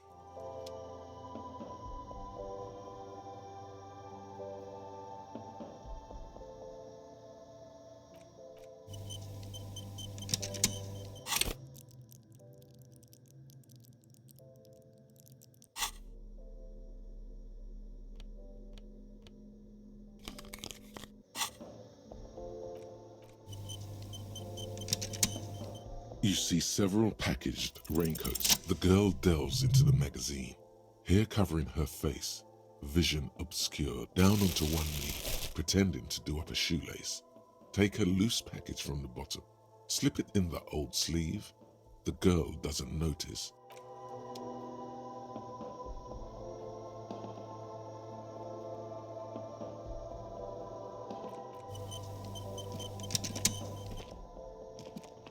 A colourful display. Again, I'm obliged to inform you that both alcohol and cigarettes damage your health.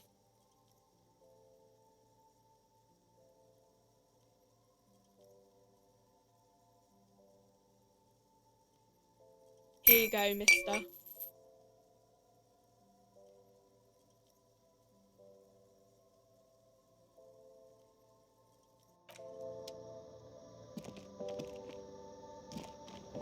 The tear machine. Your bottles clunk into the machine.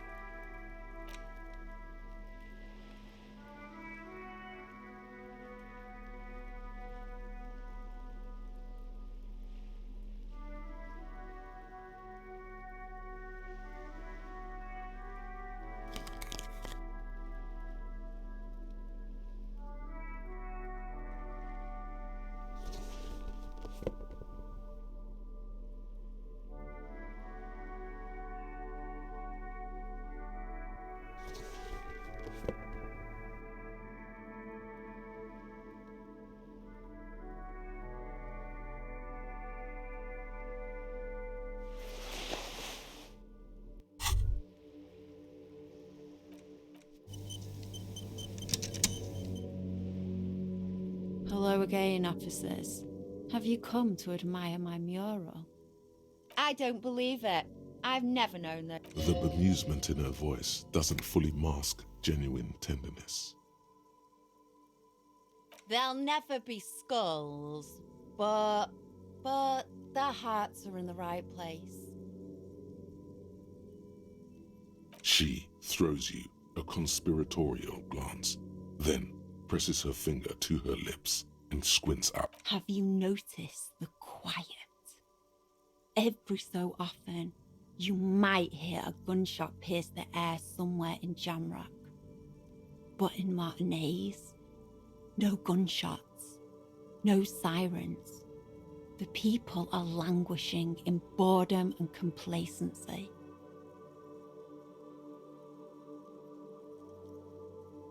This place is a sepulchre. We'll paint it red.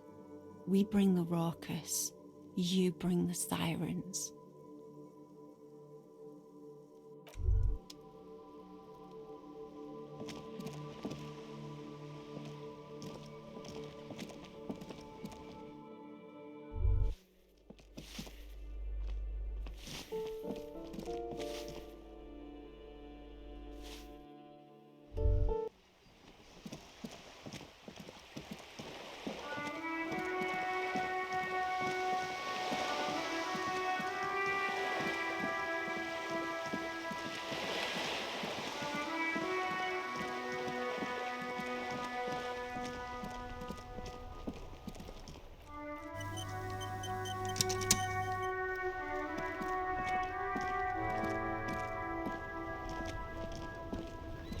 Officer, care to play a game with? Actually, never mind.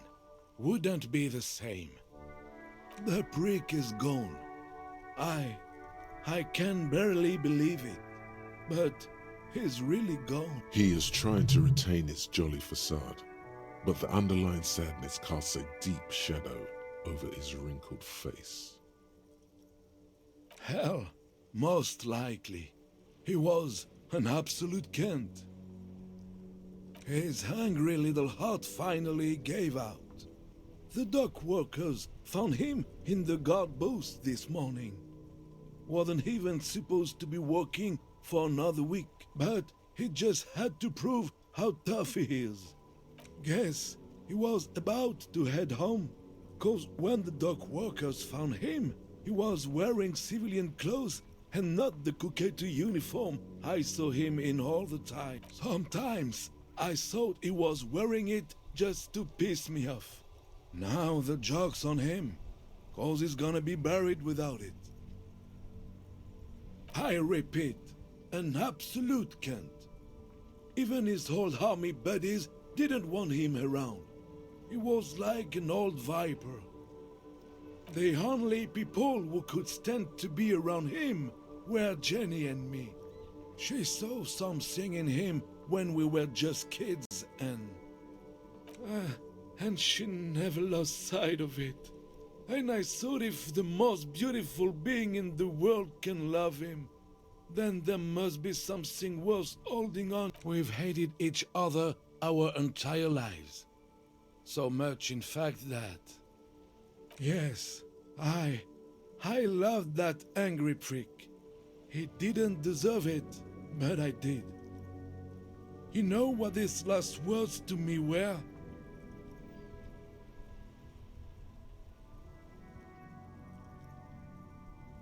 In Guillaume's time, you'd have been shot without trial. That's what he said to me.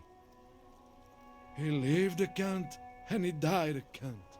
Let's leave it at that. I took them for myself. Took them to remember that old cunt. Nobody knew him better than I did. And I want to remember that old cunt by something. Strange how old cunt sounds almost gentle when he says it now.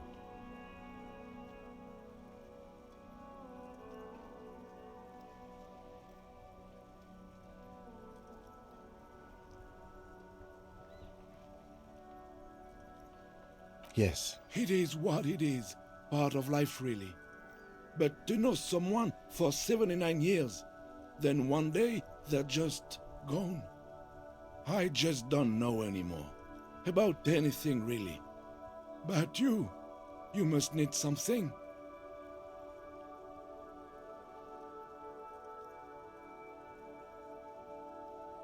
René wasn't really what you'd call a botanist, officer. And believe me, he didn't like Insulindian lilies. That's their old name, dating back to the time of kings and crests, and all that other stuff. There were many reasons, but mostly it was the communals. They called them the belts of revolution. I guess in the end, the Insulindian lilies were just another piece of the whole Insulinde. The royalists had to surrender to the Mazovian insurgents. It doesn't really matter anymore. Everything, really. I probably knew him better than... You meant the teacup in the tree, didn't you? I don't know...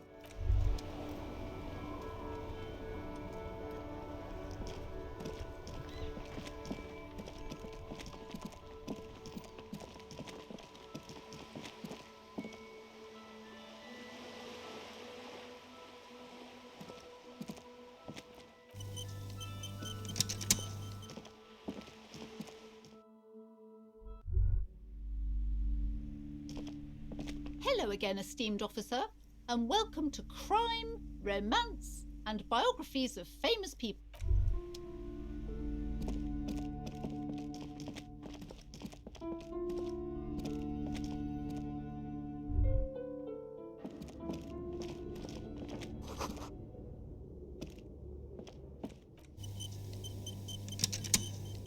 It's dark, and the flashlight works a lot better if you hold it in your hand.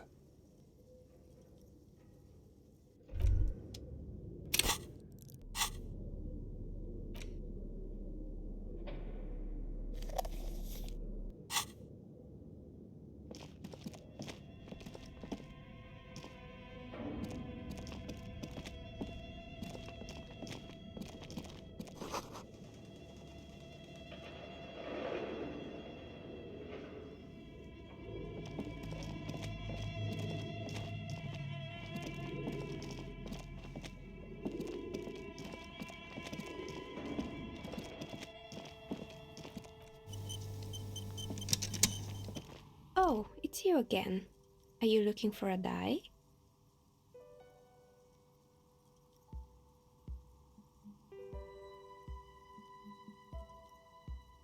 I thought we agreed that the curse isn't real.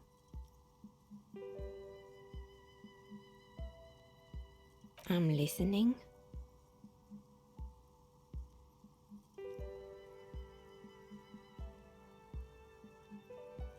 Excuse me? A 2mm hole in reality? This can't be true. I'm afraid it is, man.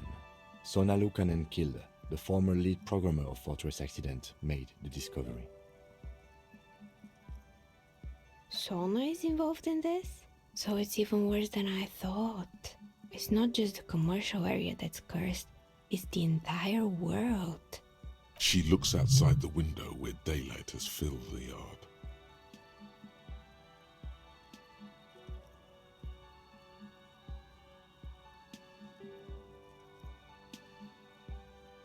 A curse is something superstitious, but a 2mm hole in reality? We all know what it means. In any case, thank you for stopping by. It's good to have an answer, even if I can't claim to understand it fully.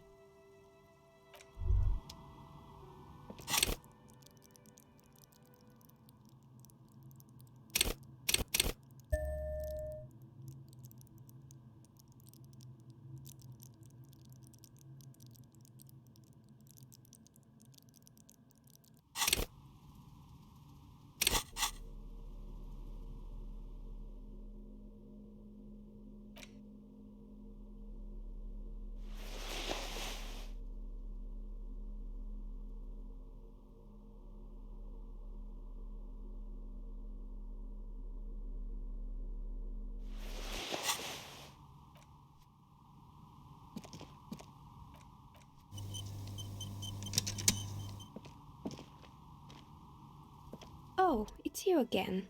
Are you looking for a die? You feel nothing. If anything, it's uncomfortable.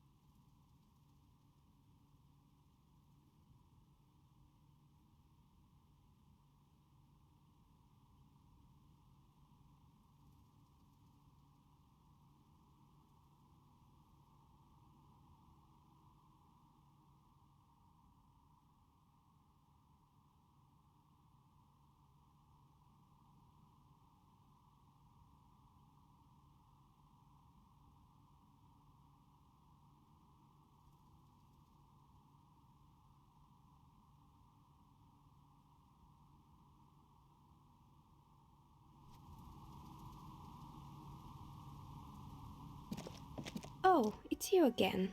Are you looking for a die? A gust of cold air sweeps through the chimney. The stones and minerals on the shelves rattle as though agitated. For a moment, it almost feels as though you're outside the building, exposed to the atmosphere.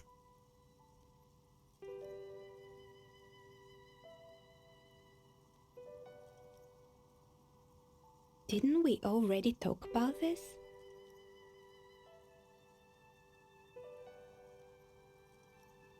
What are you talking about? My address is exactly the same. No, the old coal plant that used to be here was subsumed into the new venture. Its ruins swallowed up. Yet it has a different address in the heart. This doesn't make any sense. Are you saying my business was spared because of a technicality? Where is this coming from?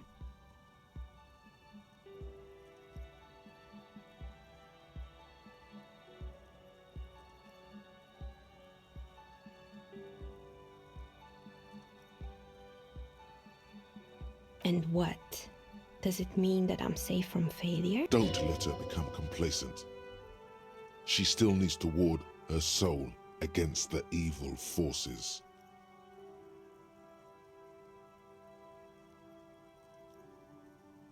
She starts laughing, her fingers trying to rub away the... Do you know what this is?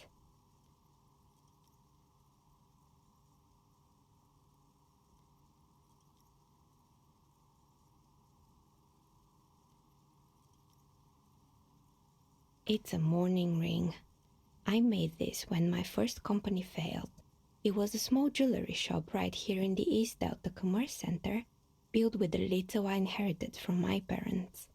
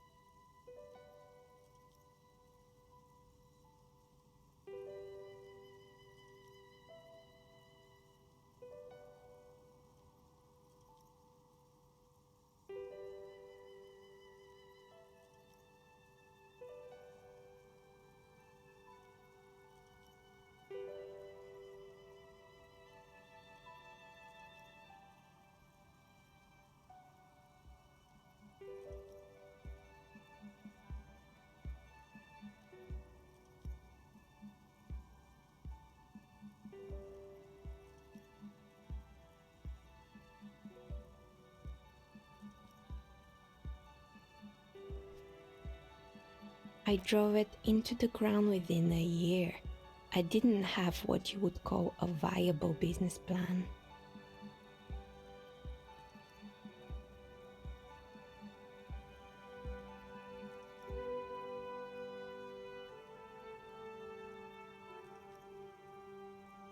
It wasn't just the jewelry shop either.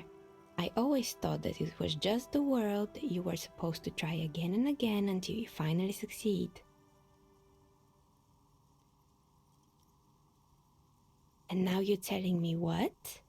That it was all because I didn't run my little shops and ventures from a dump inside an abandoned chimney? Yeah. Or maybe it's the entire world that's cursed. It's such a precarious place. Nothing ever works out the way you want it. That's why people like role-playing games. You can be whoever you want to be, you can try again. It's like every time you cast a die, something disappears. Some alternative ending or an entirely different world. But anyway, thanks for sharing your theories, officer.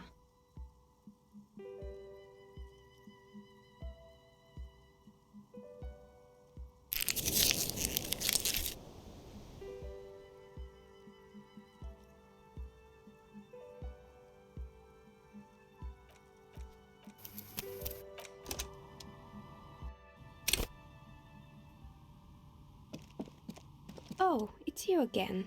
Are you looking for a die? You feel nothing.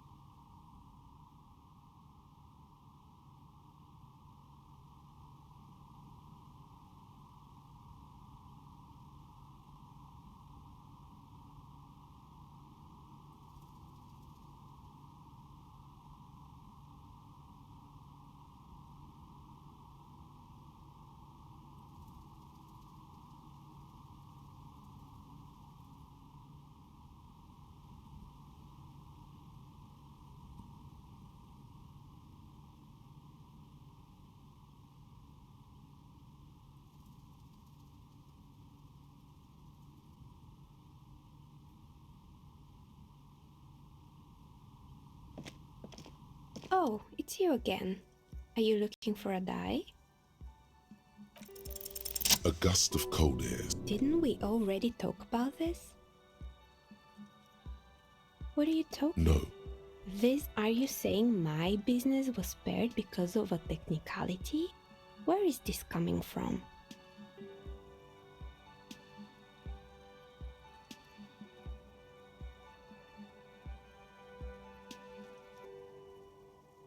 And what? Don't let her become complacent. She still needs to ward her soul against the evil forces. She starts laughing. Do you know what this is? I drove it into the ground within a year. I didn't have what you would call a viable business plan.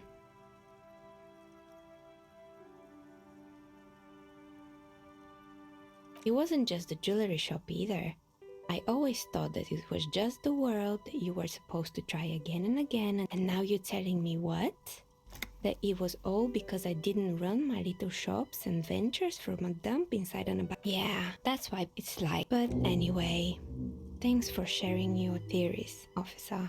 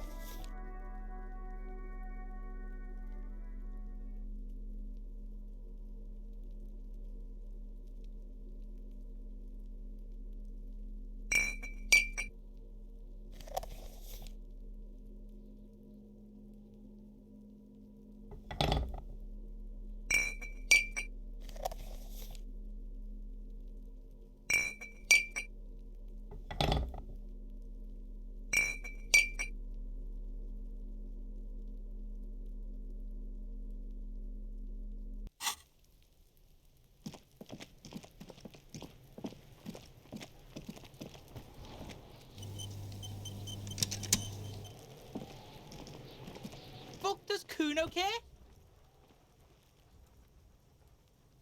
No, Kuno doesn't give a fuck about. So he knows Locust. Oh my god, I told you that shit. Shut up, see. Now they're gonna take. She sounds like she's about to cry, out of disappointment at Kuno's newfound lameness.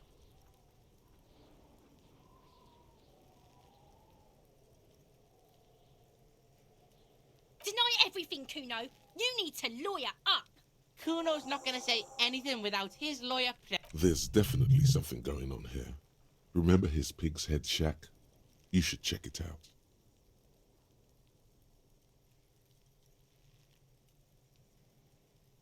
Kuno.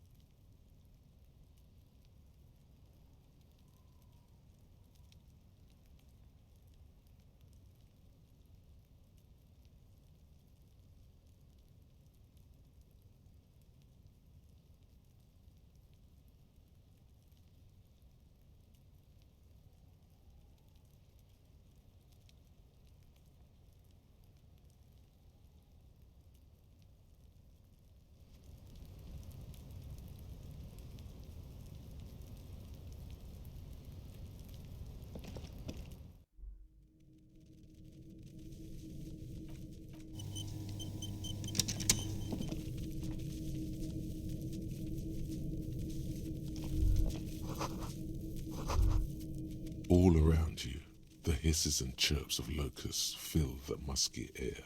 The earthen floor of the shack has been shaped into mounds of mud, dotted with little holes for windows. Like skyscrapers, spires of dirt and sand rising. Accommodations for their insectoid inhabitants.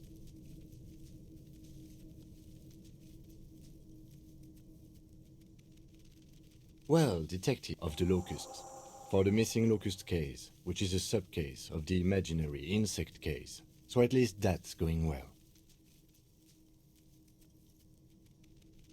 Oh, I'm not being sarcastic at all. We are making real progress here. When someone says they're not being sarcastic, it's usually a good sign that they're... If anything, the presence of the locust points to the opposite. The phasmid did not take the bait from the traps. It was Kuno, the phasmid. But what do I know?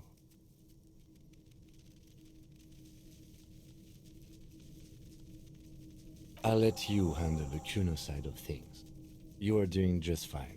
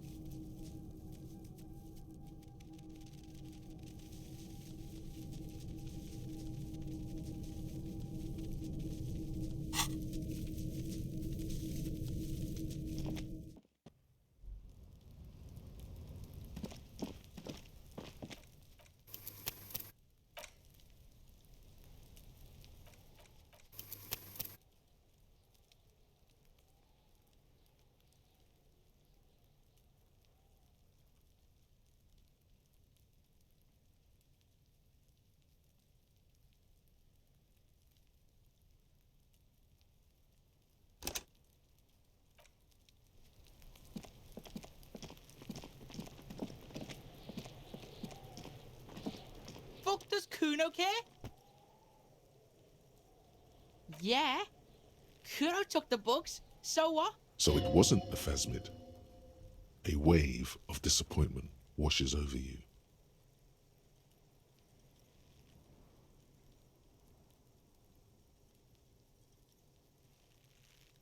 It's not Bugtown. It's the city of locusts. Locusts aren't just bug shit. They come out of the sky like a fucking shadow. Shit descends.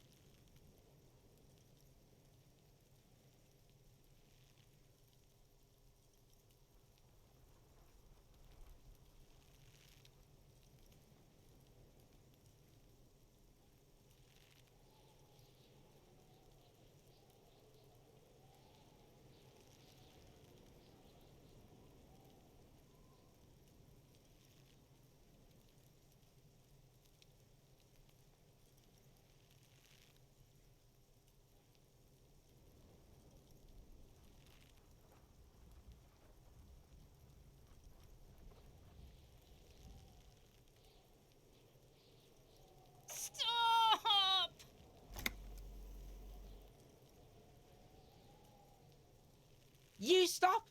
It's like their fucking night. Locust City, Night City, City of Rage. There's a tug of war over the name of his fantastical city. It's almost too big for his imagination. The girl forces herself to watch again, the corners of her eyes twitching from discomfort.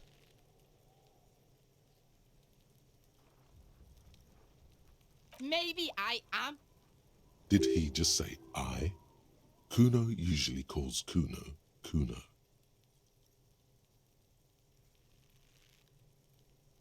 Kuno made Kuno. Kuno says whatever the fuck he wants. There are no rules here, pig. I fucking say I when I wanna, and Kuno when I wanna. Kuno's free. Kuno's free to fucking die, bitch. This is what he sometimes does when things get tense. Oh my god, Kuno! He's gonna make you totally lame in like 3 seconds. Don't let him. Yo, fuck you, see? Kuno can be what Kuno wants to be. Kuno's his own man. Kuno's free. Kuno made himself into Kuno. Kuno can make himself into anything.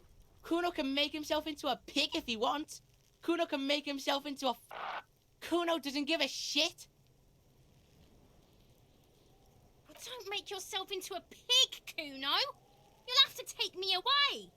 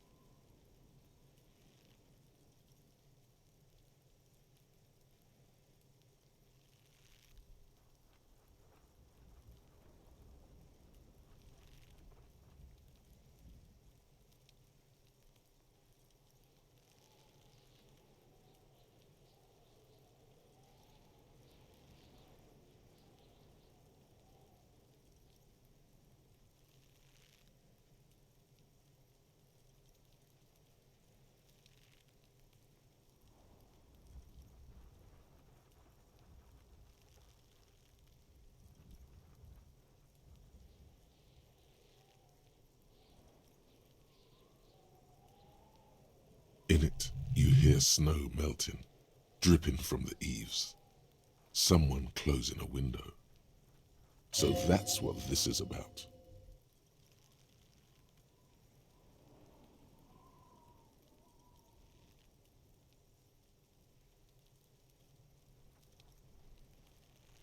Without a word, she disappears entirely. For once, the boy is lost for words.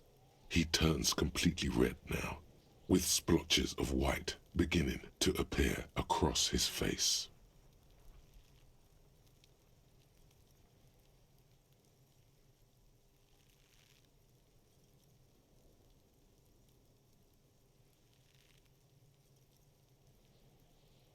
Use this momentary confusion to take control of the situation. You got him. Now convince him to leave the cryptozoologist's tracks alone.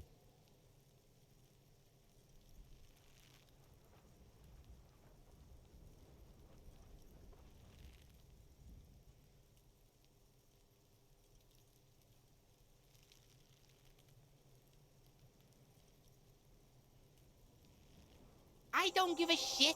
I don't need the locusts anyway. Shit is all lame now. The girl's face appears again, above the fence. She doesn't know whether to be glad because Kuno is finally convinced of the lameness, or more worried because of his continued use of the first person singular. Kuno is Kuno, not I.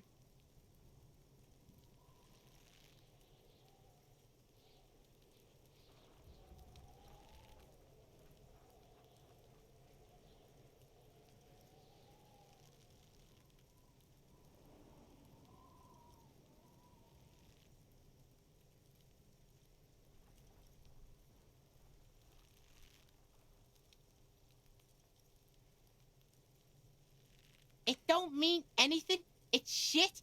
Kuno just likes to focus. Kuno likes to concentrate on shit. Pig, you really shouldn't have fucked with Kuno City. Now it's all fucking lame.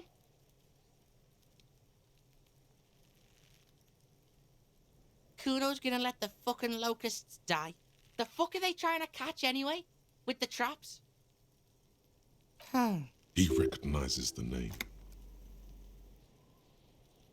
Bitches think Kuno doesn't know shit. The fuck out of here. Kuno's tired of this shit. As you leave, you notice his usual rooster-like swaying posture has changed. Slowed down, like clockwork unwinding. There's silence between the two children. They're not saying anything to each other, nor looking in each other's direction.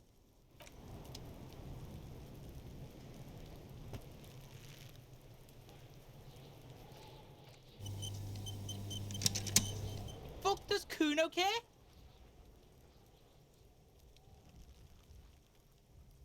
The fuck do you want with it? Oh, that? Kuno decapitates pigs. That's just a Kuno yeah, to the both of you, watch your ass in Kuno's town, or Kuno's gonna fuck your head off.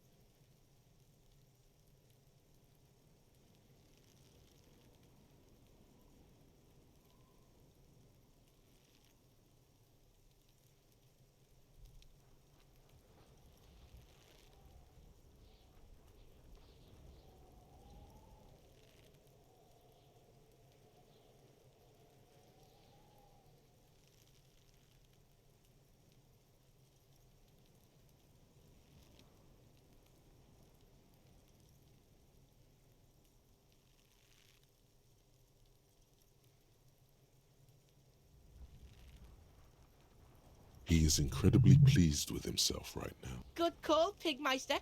Don't come and talk to Kuno about his kingdom. Kuno doesn't fucking care.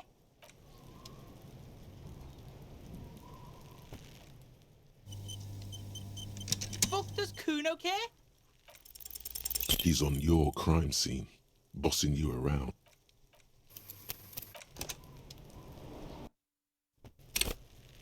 Fuck does Kuno care?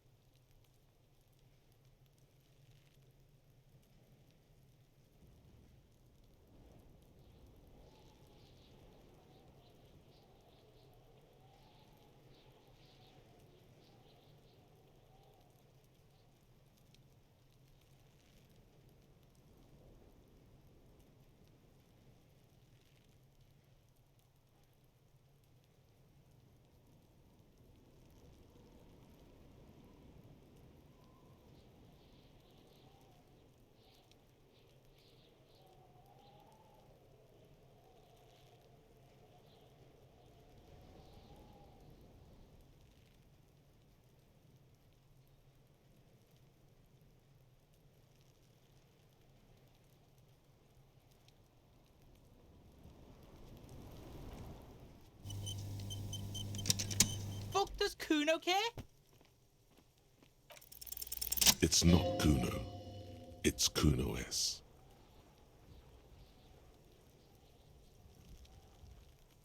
Kuno S is by far the worst of the two.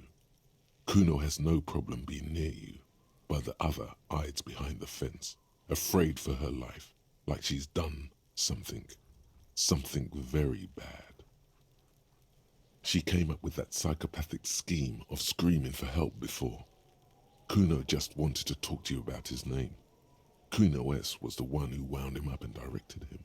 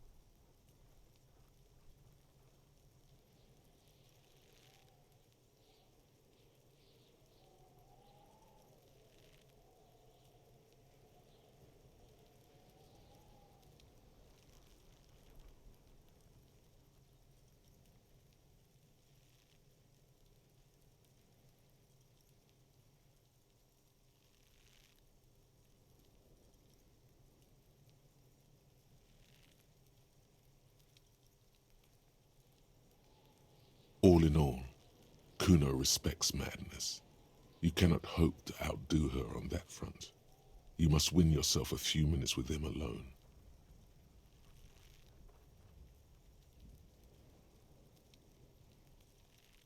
Fuck you whispering about?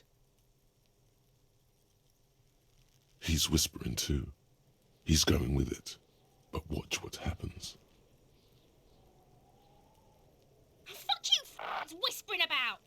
She puts extra stress onto that word, expecting it will make you uncomfortable.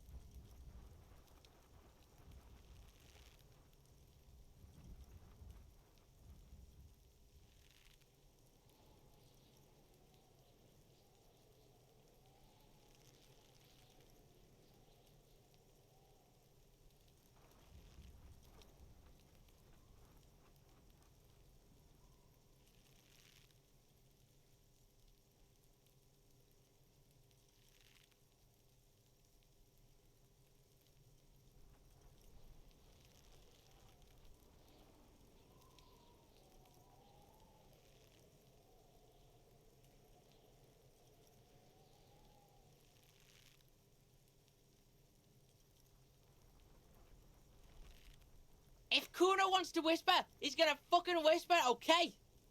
Let's whisper, pig. This is it. You've got him. But be careful. You can still fuck this up. Don't make Kuno look bad in this.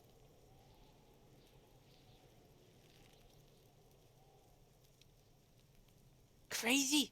You don't know the half of it. She's not crazy. She's insane. Dangerous. She's smoked a man. She's done people in. Probably even pigs.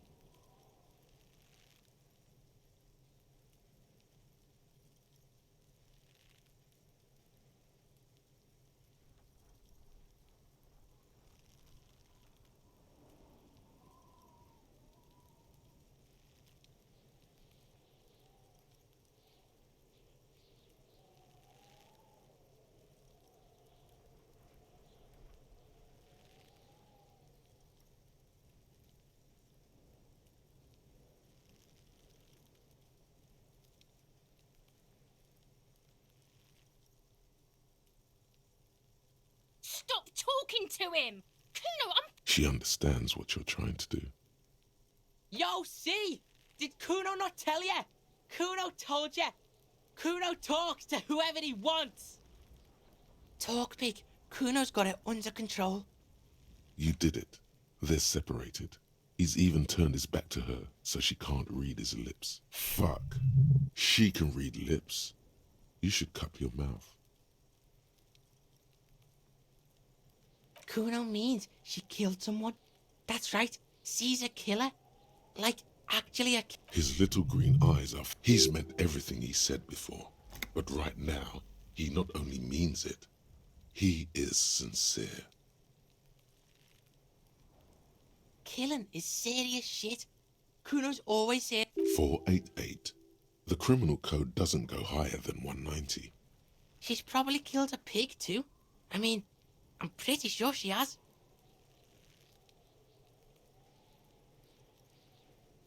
I knew you pigs were too naive for this shit. Good thing Kuno's got her under control. Kuno keeps her calm. The creature peers at you both from over the fence. There is something searching in her eyes. Kuno wasn't around, and C was with Kuno. Look, Kuno's gonna put you at ease. We did... He speaks the truth, my liege. Yeah, she's psycho. None of that kiddie psycho. Cat burning shit. She does the real deal. Snuff radio shit. Believe me, pig, you don't want to know. And he doesn't even want to think about it. This isn't just another boast. Fuck knows. She says it's the song of her people, crazy people, the fucking Nakis. I don't know. It's Suruese. The Suru are an indigenous ethnic minority in the social democratic powerhouse Vasa on the tundra and taiga-covered Isola of Katla. Far, far away from here. As far as possible, really. Suruese? Like that man from Shelmdall shit? She could... Revelshot does have a small Suruese community, or she climbed into a yakberry crate and was shipped over accidentally. Fuck no, she's not me sister. She's just a stray who got in, like a mad dog or some Yeah, she was just there. What was that, Kuno? She was in the hallway, dripping wet, by the fucking shoe rack, in the dark.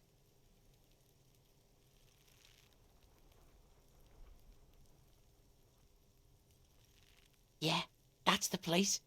She was just balled up near the closet. Psycho. Kuno's got no fucking idea. Her hair was all wet. I think she pissed on the floor too. She was there for 3 days, in the corner. Every time Kuno went out. I don't know. Someone left the door open. Kuno comes home and she's sleeping under the desk, under a pile of clothes, like a dog. Kuno's dad doesn't give a shit. Doesn't even see her there, or thinks it's fucking Kuno. Shit's all on Kuno. Kuno S, two of a kind. Cause she fucking looks like Kuno. No one knows her name. Kuno told you this shit was Psycho Killer. How's Kuno dealing? Kuno's dealing just fine. He doesn't need you fucking with any of it. C doesn't either. Kuno's got this shit under control.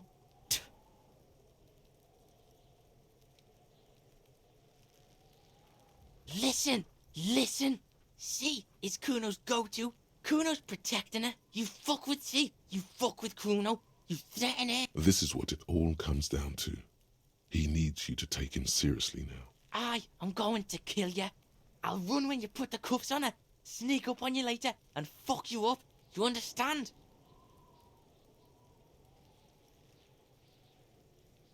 Alright, now we can do business.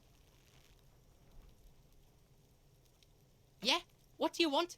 Kuno can hook... Don't hook him up with shit, Kuno! See? Relax. He respects the Kuno. Kuno made him respect the Kuno. You respect the Kuno, you get all kinds of shit. Kuno's gonna get you hooked on illegal narcotics if you run a little errand for the Kuno. Get you hooked, pig. Get his hook in you. Then Kuno gonna get you hooking for more. Cash in big style. Pig hooker. See, it's tension and release with Kuno. Now we releasing. The pan buying shit, that's on now too. 90% discount for Kuno's pig. Kuno can flex. Kuno flexes for hobos. Kuno sees you're in need.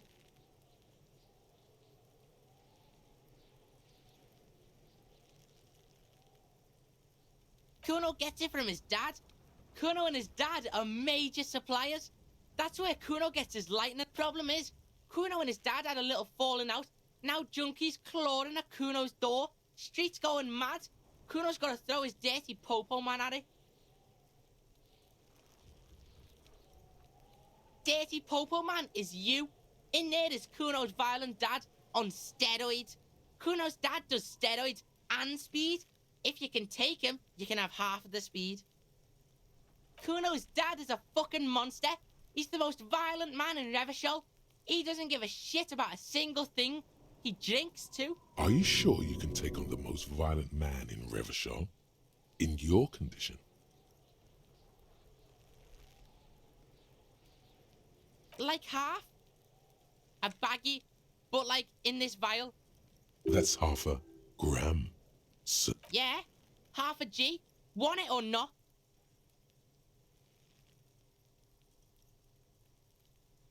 Fuck you talking about half a G? This shit is giant grade A shit. So clean you can barely see it.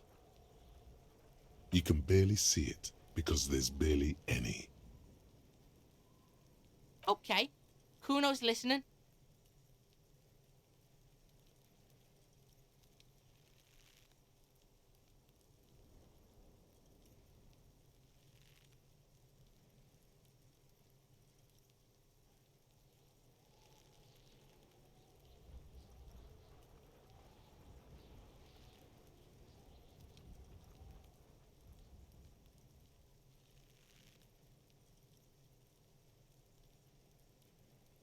Alright, pig.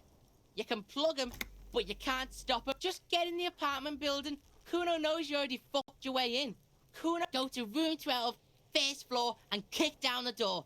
That's it. Next time Kuno sees you, you better have his shit. What the hell are you signing us up for here?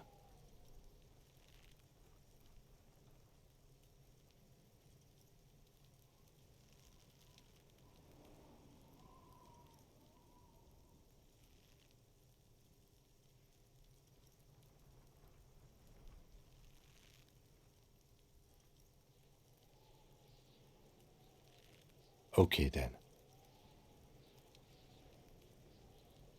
Kuno doesn't fuck.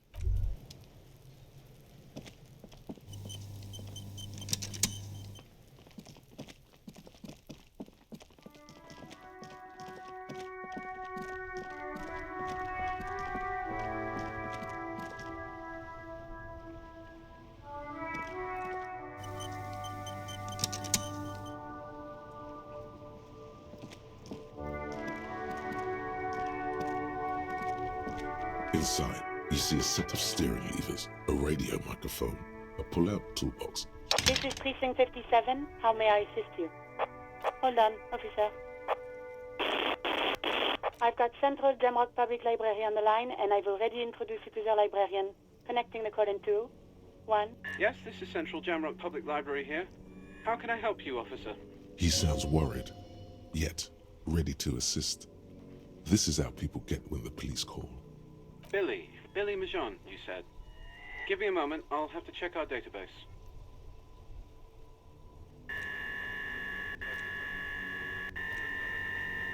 Yes, hello, are you still there? I found Billy Majon's home address, is that alright? No phone number, unfortunately. Here we go, sir. Rue de Saint-Ghislain, 33B, apartment number 20. It's in Martinez, I believe. Cape Side Apartments, it says. That's where the smoker on the balcony lives, isn't it? It says here that they returned their last book just a few days ago, but I wasn't at work that day. Marie? Marie? Do you remember a reader named Billy Majon? They returned a Tybalt book the other day. Maurice, what? A woman yells. Then, yes. Okay, if it was the police. Yes, it was my colleague Marie. She said that it was Billy's husband who returned the book. He also asked for this new sci-fi release, Lowe's Radio City 87, but we don't have it yet.